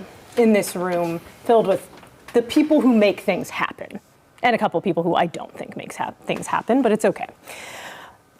Addressing everybody. I talk often about our place in society. All of us here. The spokes, the gears that make this machine of ours, society, work. I believe we are not tested. This machine is not tested until it takes a blow. We're taking a blow right now. I bring it up because this moment is when you will have your time to truly contribute to society and make sure that you're carrying your weight to keep it moving forward. And I ask that each of us prioritize now, making sure that this great kingdom that we've put together continues to roll forward and function. Lest those of us who do not carry their weight be left to the wolves.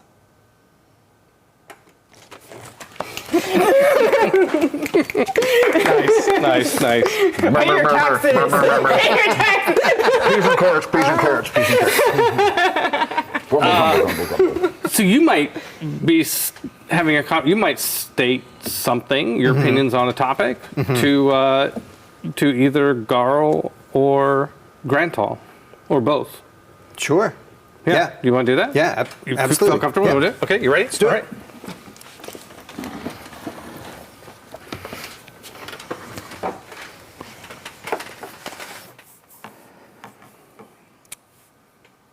I think, generally speaking, 40 years is a brief time for a ruler, no matter who appointed him. Given the news of the pregnancy and our long-standing suspicions as to our potential source of problems, this might be a good thing for the dwarves in the long run. We will speak with the stone, we will speak with our elders, and we will heed the word of both to determine how to deal with our current vault problem. But I think the thing that is most important to keep in mind is the clans as a whole moving forward have hope, which has been absent. And so regardless of immediate potential financial problems, I think this night is a good one.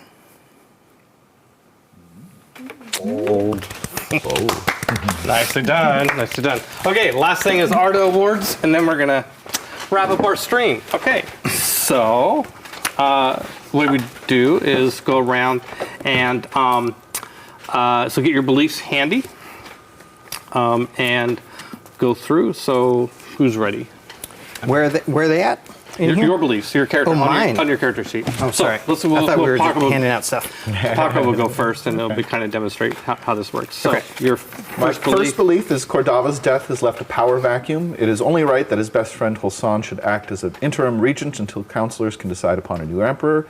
I didn't really get to pursue it so much as, introduce the concept. So I don't know if I get any art. Yeah, you get I think your last little thing at the end is thank definitely you. you pushing towards that. So that's a fate. Okay. This one hasn't concluded because it is post the Emperor's death, so this is with the Emperor dead. War is inevitable. Right, I right. can't We'll do skip anything of that. Yep. But the third one for sure, Brothel. My foolish son has been abusing his managerial authority. I'll curb his irresponsible activities and tighten my grip on the business. Stupid kids. Stupid kids.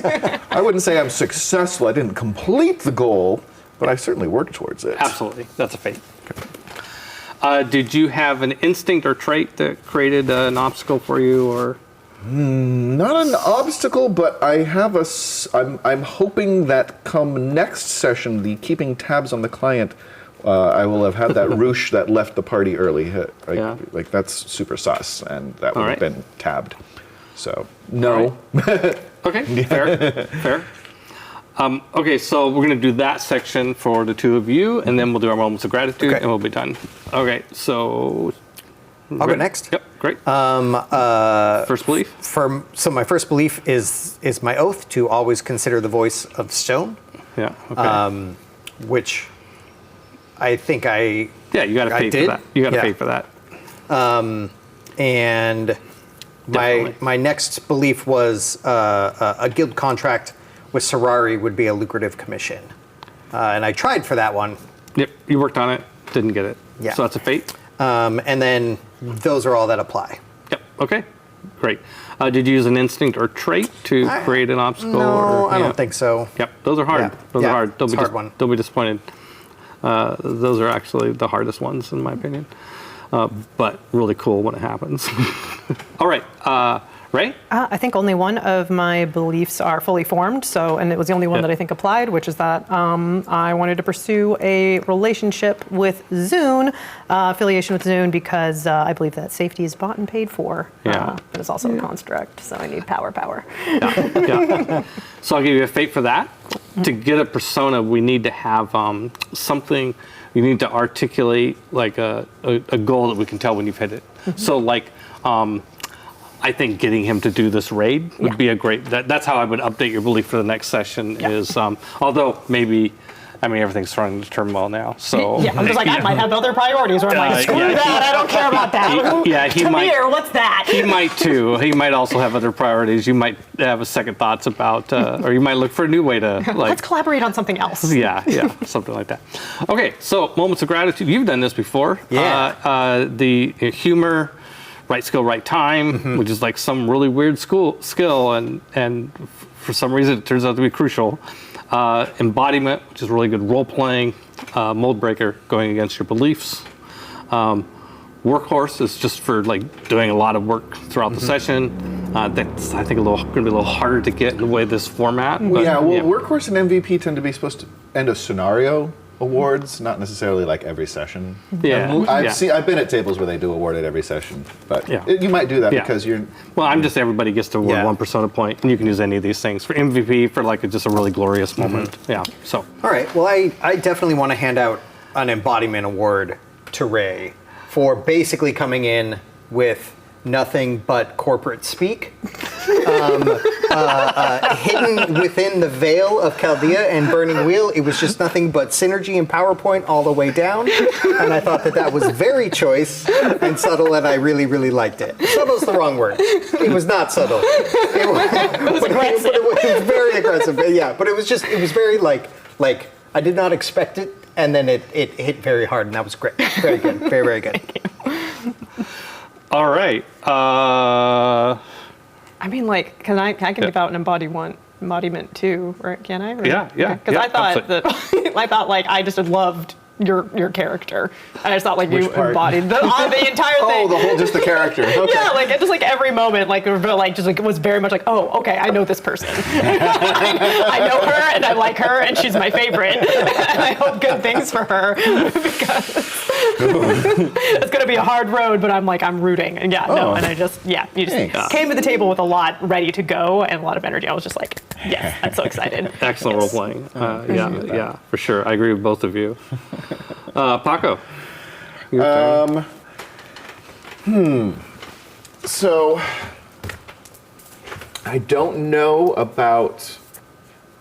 I don't know about this one because this is a little different than the way I'm used to running it. So, I guess I wouldn't necessarily award for those, but what I do think I would award for, and I don't know if there's a name for it per se, but like uncovering like a deeper truth sort of deal, where like there's extra layers are being added to this. I don't know if it's a conspiracy yet. Probably. But like what the dwarf is working, like that whole thing, like caught my attention. Like as a observer, I'm like, oh, that's the plot. Yeah. That's The plot is living there, right here. I'm not going to tell anybody. Right. Yeah. Keep the plot right here. Yes, my grade's really high. Yeah. Really high. So like the fact that like that we're putting the like, oh, the collapse could be a financial collapse, Yeah. and like that's happening over. That's the thing that's kind of interesting me right now. I don't know what I would call that, but like a uncovering the plot. Yeah. Maybe that's the workhorse. It's Like you were weird thing. carrying the Workhorse, plot. maybe workhorse for a reason of stone, or right skill, right time with reason of stone. Oh wait, I'm going to do the right skill, right time. I think I almost call it MVP too. Unveiling the plot is, even though it was kind of just handed to him, but he did make the roll, right? Right. Make, Yeah. the, That make was the a roll. lot. The one There was a in- lot. There was a lot of dice, There and it was was a lot of very. dice. But I'm sorry, very I didn't mean to sketchy take there that for way. me. If you want to yeah. make it right skill, right I would time, say, maybe right skill, right time would be the way to go with that one. I think that was such actually a perfect example of right skill, right time. Yeah. How often does talking to Rock? Don't Apparently every session. Don't expect that every session. I expect you to be ready for me to just be picking up rocks all the time. You're like, hold on, everybody. Give me a minute. Where's my brother? We used to be one. The car ran what to over tell you. us. Talking about same things to do. yeah. What's happening? Well, I've got to Okay, so you took mine, which is great. That's fine.